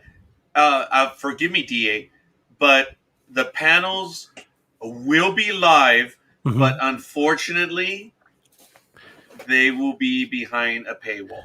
If we live stream all of the panels, yeah, that would be awesome. Also, a year from now, they're going to be behind a paywall. Unfortunately, a year from now, not only would All Tower Media have the Ragnarok card game to have it there, probably presented at the convention, they will also be much closer to a full playable video game of the Nightmare Hunter saga. Apex Predator being the first chapter in it. So we've got a lot of things going, and All Tower Media is going to be a huge part of it. And of course, NDB Media. I think it's going to be whatever it is, whatever the convention whatever the convention's called. Let's say, for example, just off the top of my head, you called it WileyCon. If WileyCon brought to you by NDB Media, that's the way I think it should be billed. Because not only does that get attention to the convention, it gets attention to NDB Media. And I've said many times, I want stuff like this to do good for all of us. I've never been in this just for me, because I've had so much help from so many people all along the way, and it's just amazing. And I would like to see if somebody can run the role-playing game All Flesh Must Be Eaten. If you could do a Ragnarok game, I would totally play in that game. So yeah, we will hold a panel for DA games. There's just so much opportunity there. We could do a live action role playing game after hours. We could do, ghost tours or take people around some of the places in Springfield. Rent a shuttle bus and take tours an hour at a time to drive around some of the areas around town. There's just a lot of things we could possibly do. There's a place here in town called Fisk Limousines that rents basically small buses, but they have the big glassed-in ones like you see party buses have. We could easily get one of those. Dark Angels already said they will be there. Kerry said he would be there. How far away is the Joe Bald Park? Joe Bald's if we use the University Plaza Convention Center, it's one of the biggest ones in town. I'm just saying from there. It'd be about 40 minutes there and back. Yeah, that's a lot of time. But it's not closed. I mean, it's creepy as hell at night. You could drive a tour through there, but... What's Oops, this? sorry. Oh, go ahead. All flesh must be eaten for Ragnarok games and World of Darkness for cryptid games. Hell yeah. I would totally dice those up. There's a place here in town that sells metal dice, and I have got to get a set. Those are just awesome. There's also a company that makes custom dice, so if we could do a Ragnarok set of dice, that would be badass. That would be awesome. Folks, I want to give a shout out to Willie Johnson. Thank you for the like. Appreciate Willie, it. thank you, Ben. I may be almost out of my cup of joe. Yeah, As I'm a matter of fact, getting pretty low on mine. Yeah, on Sports Talk with the Guys, we don't drink coffee. It's a cup of joe because we have someone that's in the chat room, and he goes by Coffee 77 for the hockey player. Well, the place here in town, Got Your Six Coffee, they make a brand of coffee called Cup of Joe. Yeah, you mentioned that. I've got some. It's actually pretty good. Got to do some actual work, BBL. Oh, be back back later. Yes. Woo. See you, Josh. All right, Josh. Thank you. Yeah, we're gonna be. Yeah, we're on DA's time, and he already said he's getting hungry, and it's good. Fat boy got to eat. Yeah, but I do as well. They need to make some themed coffee. I might have to go by and talk to them. They're here in town, over on Battlefield. Matt knows them better than. Oh, the gunny's here, sir. How you doing, young man? What's going on? Not a whole lot. How you doing, bud? Hey, good. Been running around. Oh, there it is. At first, when your first line, it felt like it was delayed or something, but that was just me. I think that was perfect. I did it on purpose. He throws his voice like a ventriloquist. Oh, hell, it worked because I'm like, oh, he's going to go after the Versa. Willie Johnson says, just left 7-Eleven for some Java. I don't blame you, bud. Yeah, you be safe out there. Watch your back. Be careful. And, we'll all pray for you to have a safe shift. Come home in one piece. Be careful. Thank you, Willie. Appreciate Damn that. right. So what's new in Gunnyland? Gunnyland? Oh, I'm going to have to remember that one. Same old stuff. Been packing up. We're taking off to Texas tomorrow. Nice. Oh, wow. Good for you, young man. How much time are you going to be out there, or how long, I should say? About a week. Good for you. It's still Sounds like not fun. that hot out there, is it? Yeah, I'm sure it's still going to be hot. Oh, really? Yeah. Yeah, right now up here it's cooling down a little bit. It's 58 now, but I think earlier in the week we were in the high 80s. I think we're now getting into the 70s, I suppose, which is not too bad. Because it's been... Yeah. Hey, this is my chance to get some direct feedback. Were you listening when I read that bit from Wastelands? I think you did. I did. It was good. What'd you think? I thought it was really good. Well, it's the document. When I told you I've got quite a bit into it. It's at 40. So where's the rest of it? It's at 40 pages right now. I'm not going to read the whole thing. I'm 40 pages in, so just that'll tell you where I'm at. And that means what? Out of 220 pages, I would say that's roughly a fifth the way in. Well, all right, fine, fair enough. Just getting started. Sorry, DA. All we care about is where is the book? Well, the funny thing is I dropped Codename Wild Hunt, the newest one, Operation Blood Eagle, at just a few weeks ago, and within 2 days of it coming out, I was already getting messages from people. Hey, when's the next book coming out? And I'm like, I'm trying. I was just messing with Robert right now when he was like reaching for the camera. I'm like, hey, dude. Like, Don't do that. I'm gonna poke you. Did you notice that one night when Josh and I were being foolish? Because he was like right next to me and we were like air fighting. That was funny. Yeah, I gotta admit, that was funny. We were carrying our own little stupids and he caught on right away. That was funny, I gotta admit. So, I like how sometimes you'll turn and stare at the side like you're looking right at them. oh yeah, or whoever it is, especially when we had the 9 squares. Remember that one, Robert? Where I was, in my mind, I was like at the 45-degree angle, but in reality, I was like staring to the person right underneath me. It just didn't work. I was like, oh, it's over there. Yeah, it was getting a little confusing with that many people in, but it was fun. I mean, it was a hoot and a half. Oh my God, it was great. That was a lot of fun. And Robert did join us for that one as well, which was really cool. I did. And as a matter of fact, Robert, you were near the very end too, right? When we were down to like 3 or 4. Yeah. That was cool. Yeah, I've been in Pomona a few times. Yeah, recently? No, it's been a while. We went out to the my daughter used to play soccer, and so we go out to the university quite a bit. Oh yeah, right over here at Cal Poly. Right. Yeah, you guys, I'm just north of the 10. I joke with everyone because people will come over and visit, and I'll say, hey, you want to use the internet? They sign in. They're like, wow, it's so fast. Why? It's because Claremont's just a block over. Yeah, where all the colleges are. It's like, man, I'm hooked into the Claremont. If I were south of the freeway, I'd probably be on AOL, dial-up. Yeah, I probably would. Yeah, but it's really good. It's actually not too bad right here. As I tell DA, it's rather quiet, but Pomona is still Pomona. Oh, I'm in the flight path, obviously, into LA. Well, it's actually to the south of us because Ontario is to the south of me. But the medical aid helicopters do buzz the house.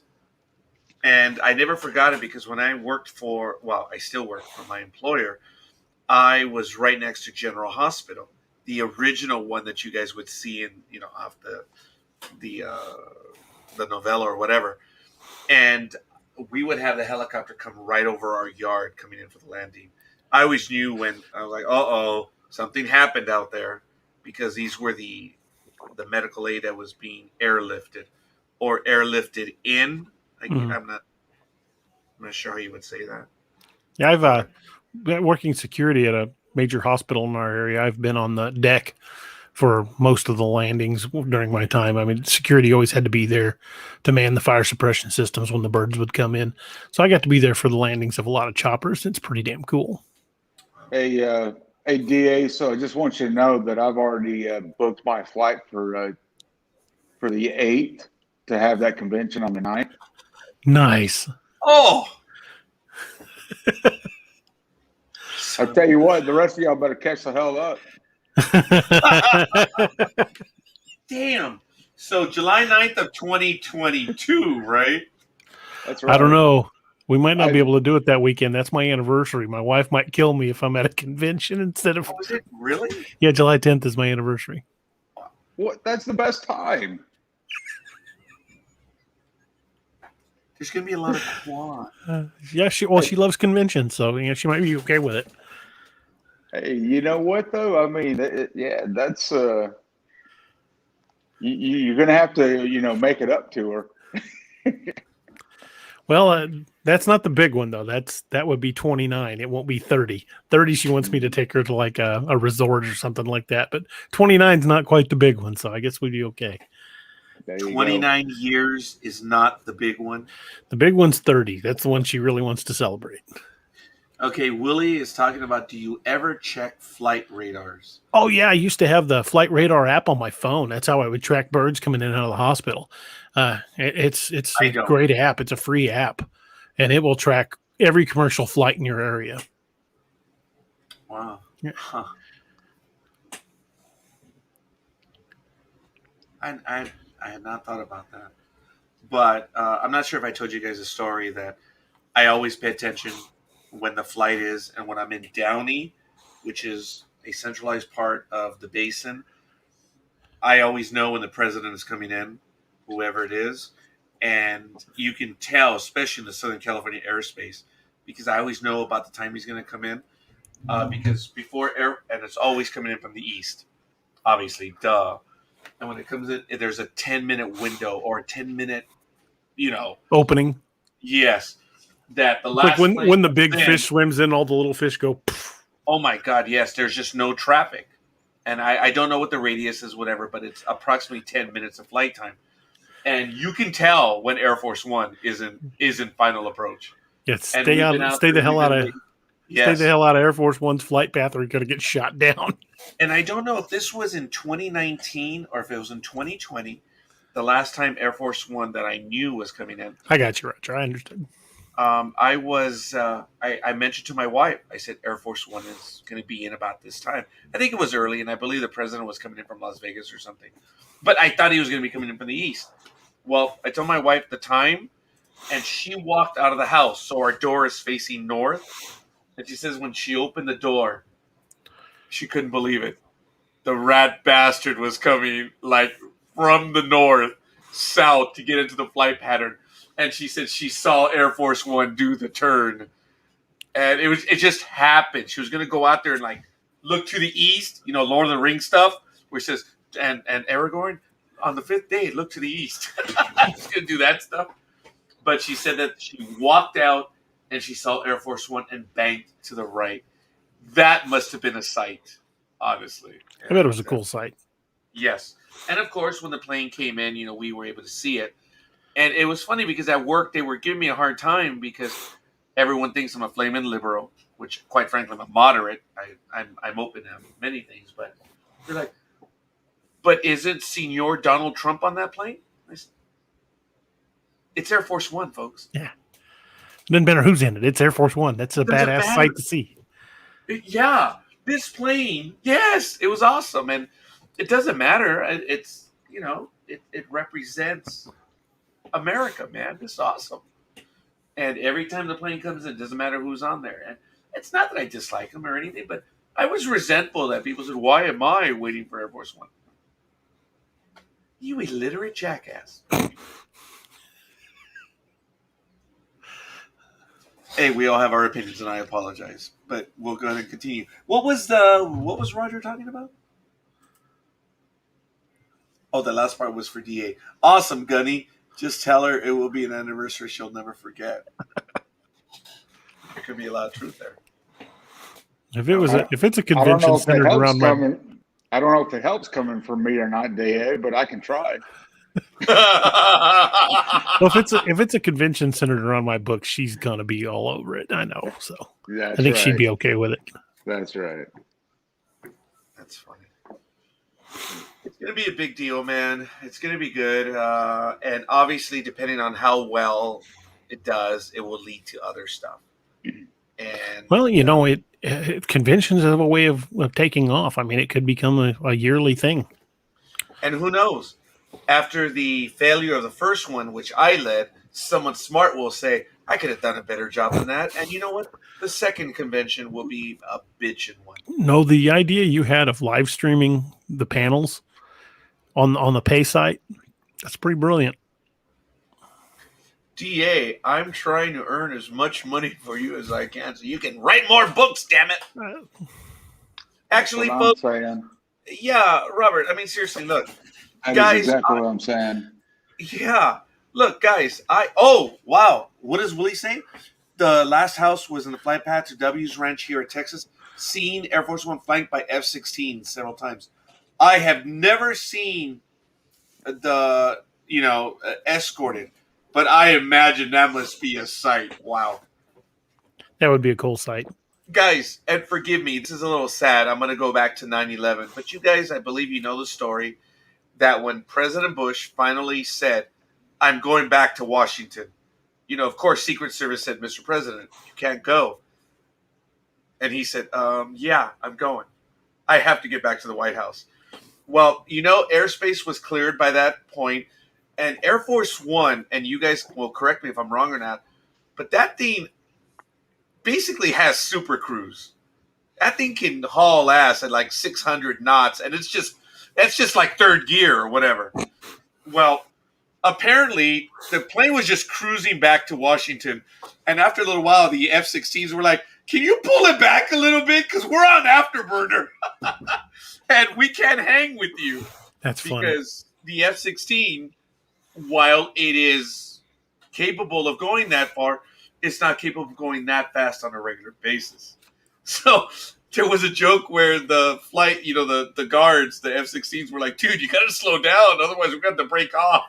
I can't help it, but every time I think of F-16s, I think of the movie Iron Eagle. It was a great movie. I thought they were a tad overused in the Sum of All Fears. A little bit. Yeah, where they're the ones that launched the strike against the Northern Air Base. Yeah, I just didn't see that happening. But it's okay. It was good. Gunny, have you ever seen Air Force One up close or anything like that? Not up close. For me, it's been overflight, something like that. Willie says for long periods of time, they can't hold those afterburners. No, the F-16 can. They can cruise with it, but when Air Force One is cruising, it is almost at Mach 1, and everything else cannot, Reminds me of a joke. There's a guy, a commercial pilot flying a 747, and an F-16 cruises up next to him, and the pilot of the F-16 radios the pilot of the 747, says, ask him how things are going. They're talking back and forth, and the F-16 pilot says, "Watch this. See, this is something you can't do." And he goes into a steep climb, does a couple of loops, flies circles around the 747, does a couple barrel rolls, then pulls back up next to him, and he goes, "Top that." And it's a 747. The pilot goes, "All right, watch this." And he continues to fly on smooth and level for the next 20 minutes. And then he clicks back on and goes, "What do you think of that?" He goes, "Well, you didn't do anything." He goes, "Yes, I did. I set it on autopilot, went back, made a date with a stewardess, went to the bathroom and got a cup of coffee."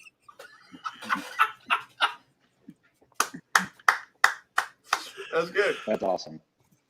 Hell yeah.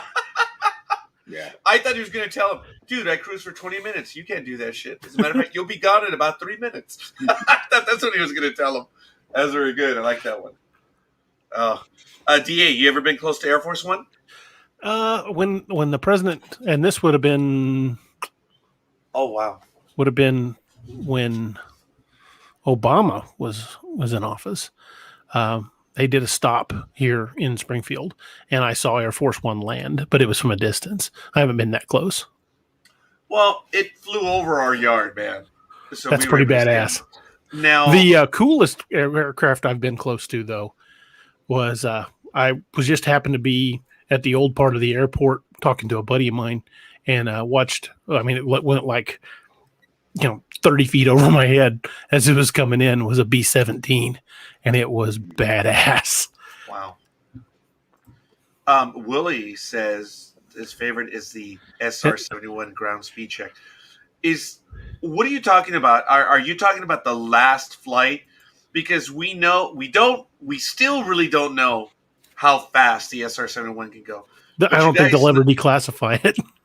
You guys know that it broke one of aviation's records when it left New York and ended up in LA in under an hour on its last flight.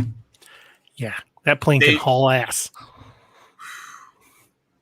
I understand it can't turn on a dime, but I understand. No, it's not that maneuverable. But once it's got up to speed, there's no stopping it. Yeah, I had a presidential motorcade pass me by years ago. It was in the 90s, so I don't remember exactly when, but it was either late 80s, early 90s. And then I was in Washington in September of 2007, and we were there at the park to the north of the Capitol building.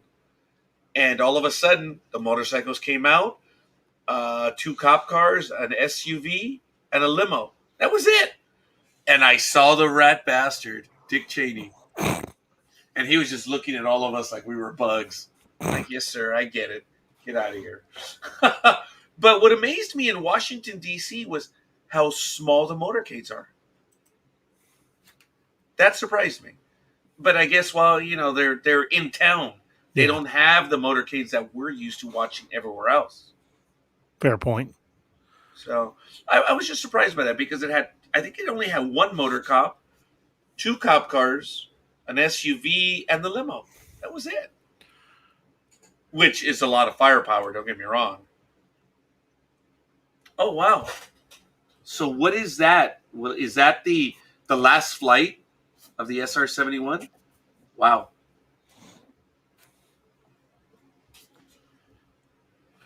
That would be interesting. I'm gonna have to look that one up as well. The plane when they retired it that broke my heart was the F-14 Tomcat. Yeah, the Tomcat was something special. You ever seen the movie The Final Countdown? Oh, good God, Oh, yes. it's such a good movie. Gunny, you've seen it, right? Oh yeah, yeah. Yeah. Can't believe we're gonna let them do it to us again.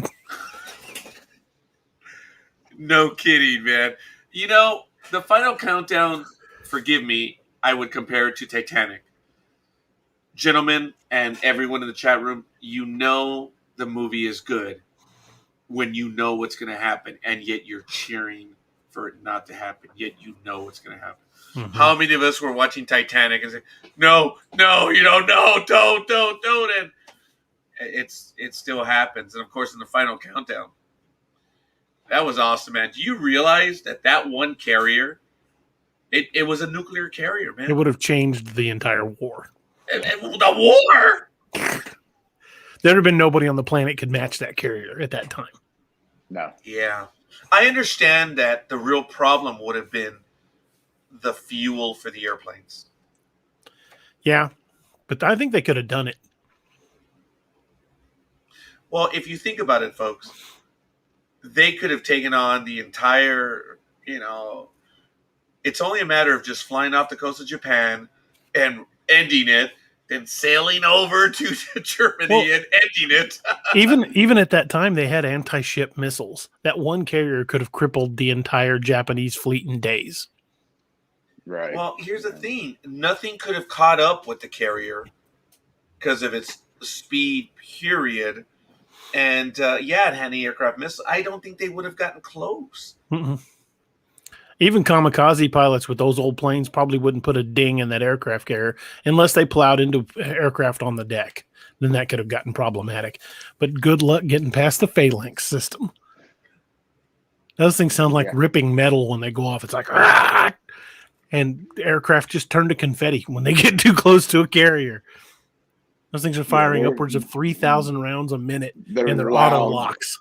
They're loud as crap. I mean, you can hear that thing. Yep. You've been around one, Gunny? Oh yeah. We've been on boats when they do the firing of those things. Those things are badass. Yeah, super badass. Yeah. Did you see that video? It was on YouTube of the Somali boat that got too close to a destroyer and they took it out with a phalanx. They kept getting close and they warned them off 2 or 3 times. And it was a pirate boat and they kept getting closer. The Navy warned them off a couple of times and they kept getting closer. They're like, all right, smoke them. Yeah. And then it was you just see debris sink into the water. Yeah, let them A-10s come in on you like that too. Yeah, and they don't care what kind of armor you got either. They're punching it. No, those depleted uranium shells are coming through.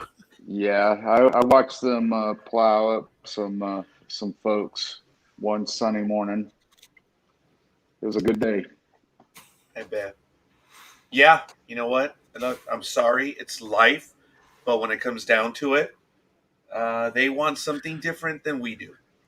It's just the way it is. Willie says, I've also seen the space shuttle on the back of a 777. Nice. Wow. Yeah, that really is cool. Hey, Robert, are you driving over to Texas or are you flying over? We're flying. Yeah, that's good, man. Yeah.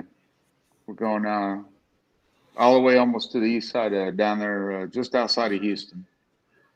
It's a long drive. Nice. It's a long drive. So I've driven it a few times, but it's kind of nice to do a flight. Oh, I bet.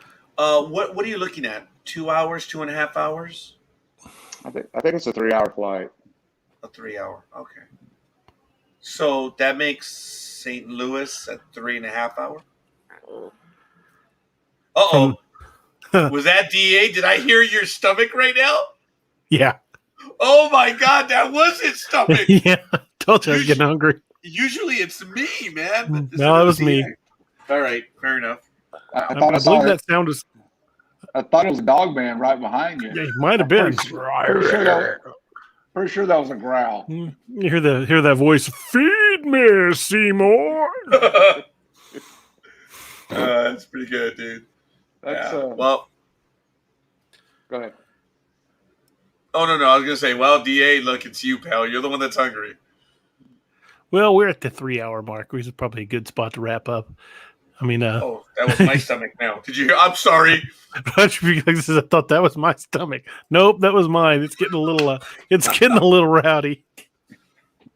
Yeah, no doubt. I haven't eaten in so long. It's thinking my stomach's starting to think I'm mad at it. That's funny. Well, now we know who Lakeview Man is out in the dark. You hear that growl? It might just be me hungry. That's a good boy. No, it's DA's stomach. Yeah, it was just DA's hungry. Yeah, that's good. All right, well, fair enough. Robert, definitely, I want to thank you for joining us. Thanks for coming in, man. Everyone in the Be chat safe room. and be safe on your flight to Texas and everything. Hell yeah, would love to see some pictures, man. That would be cool. Hey, all I got to do is sit on in a chair. Hopefully, the guy up front knows what he's doing. Hell yeah. Oh, it's all good. Well, I want to give a if you get a chance to get over in Big Thicket country, get some pictures. Yeah, that's the plan. A lot of Squatch sightings over in that direction, and according to locals, they're pretty aggressive. Very nice. I like aggressive. Nothing wrong with that. Yeah, no doubt. Very quickly, I want to give a shout out to Adam Shepard, Josh Jones, All Tower Media, Thomas Whitney, Roger Peacock, Tony Konopka, Jessica Letterman Hazelwood, Robert Miller, Gunny, Todd Hunter, Sonia Robles, Michael Day, General Dalton, and Willie Johnson. These were all the likes we received today. There were many others in the chat room, and it's just an incredible lot of fun. Forgive me. Anyway, that's it for me. We'll let DA give us some thoughts, but Robert, tell us what's going to happen, and then we'll let DA take us away, man. What's going to happen with what? I don't know. Your trip tomorrow, today. What's going to happen? I was like, wait a minute. Yeah, I know. I kind of screwed up on that one, but yeah. I was like, wait a minute. I didn't get no script. What a shock. Nightmare Hunter. Yes. No doubt about that. I was like, well, I can come up with something, but okay. Yeah, it's all good. Yeah, we're just going down to see some family, and Good for you. we don't get down very often, so it's kind of nice to get down. So staying busy, just like everybody else. Hell yeah. Same thing for us. But all right, DA, got my glasses back on.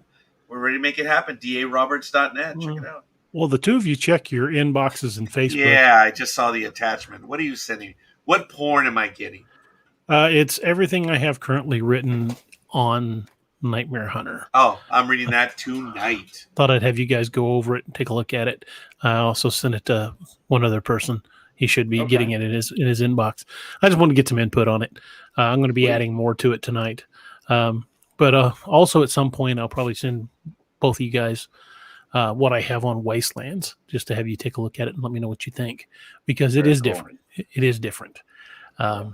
It's going to be, whereas Ragnarok was shit's falling apart and they're trying to hold together what they can. Wastelands is more, it's already fallen apart, and it's like Road Warrior meets Game of Thrones. It's going to be, there's still some equipment that works. There's a lot of equipment that won't work anymore. Like you'll just find a lot of broken down cars and stuff. Ammo's getting scarce, so you're getting a lot more weapons. You're going to see more bows, and it's a little different. I think you're going to like the main character. I'll leave it at that. Very cool. Until I send it to you guys. Actually, you know what? While I'm on here, I will just go ahead and do that. I'm going to go ahead and send you guys both what I have on Wastelands. Give me just a second. Nice being on the inside. So I got to close the file before I can send it. So, Roger, you're about to get through your rough time, huh? This is always a busy time for your line of work. Yeah, and Robert, for me, it's been 2 years combined into one.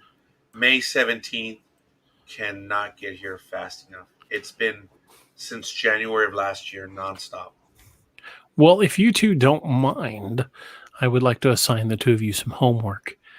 If you He's can going read, on vacation. I know, but I know how quickly Great. he reads. I would like as soon as you guys are done some feedback on those, because I'm still in the developing stages of Wasteland. I have not fully fleshed out that world in my head, and I want to make sure that I'm going the right direction. And you guys like what it's doing. There are going to be some familiar characters. For one, the Frost twins will be back at some point. Oh, nice. I've already planned on that. They will Very return. nice. Yeah. Oh, right. Josh wants to know what you think of the picture from Roger's video. From Roger's video. I don't know if he saw it. Robert may have joined us a little bit after that. Well, I guess we could pull it up real quick. I think that's. I think I came on. Yeah, I came on for briefly during that when y'all were looking at that. Wait a minute, what's that one? That's what Josh and Adam believed to be something peeking out from behind a tree. Because at some point, for about 60 frames in the video, they watch it move its head. No shit. Yeah. Is that your picture, Roger? That's from Roger's video. Yeah. Robert, you heard me talk about the video before. I don't see anything, but they have, and they pointed it out. And I told D8 that based on where that was, they were between 100 and 200 feet away from me. They were close. I didn't have the feeling that something was over there. I just didn't want to go over there. I'm not going to tell you, the back of my neck, hair was rising.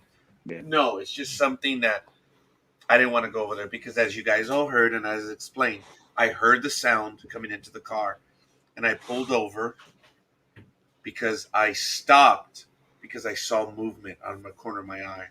I'm like, oh, crap, pull over. Damn, sounds like I need to make a trip up to Big Bear. Heck yeah. Stomp around in the area. Look, Robert, I'm Don't going go to in a ghillie suit, though. They might think you're one of them.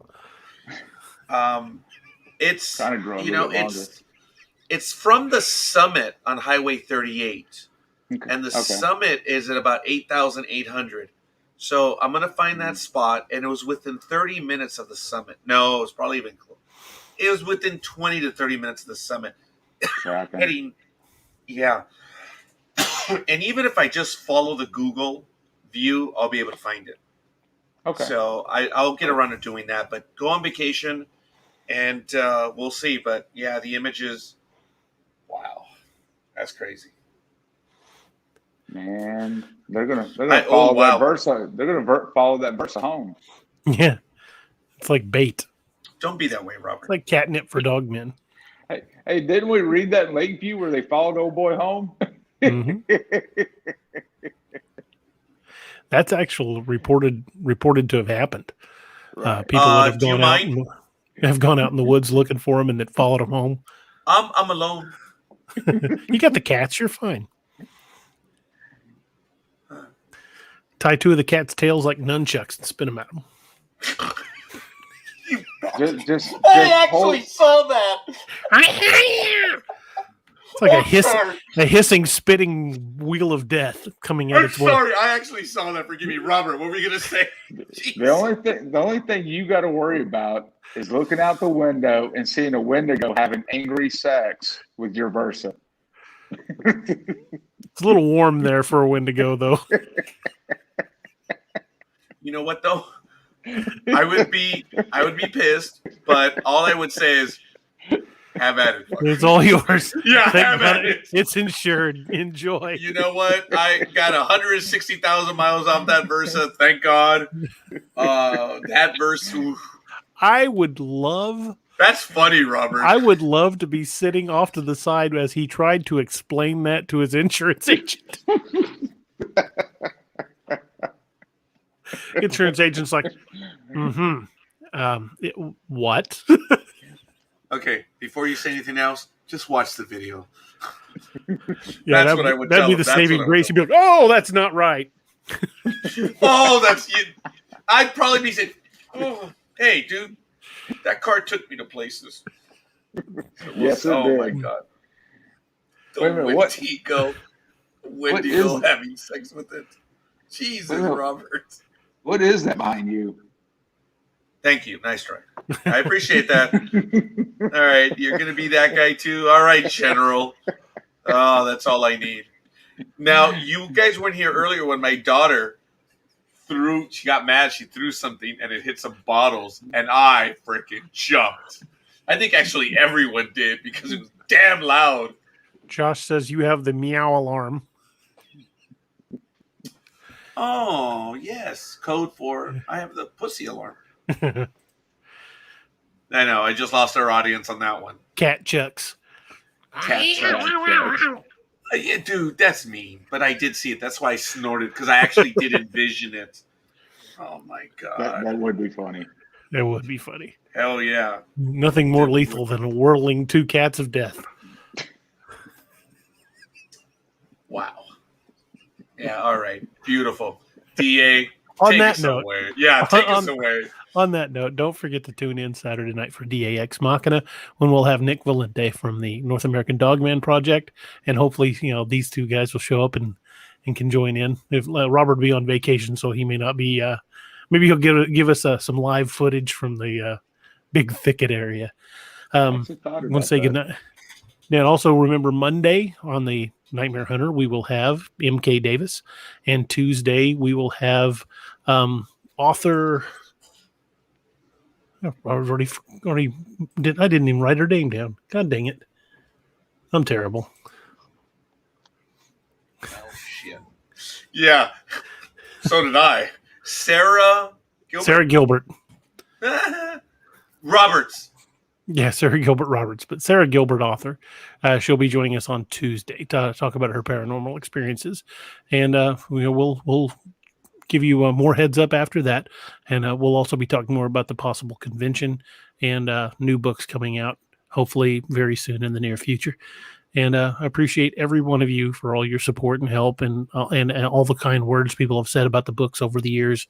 And coming up on the 10th anniversary, it's an amazing experience for me, and I've loved every minute of it.